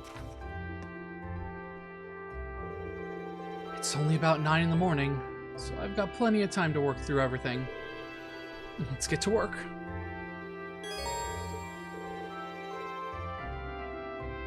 Okay, I wanted to finish the game today again. I'm getting really annoyed with this, but I'm gonna hold it off.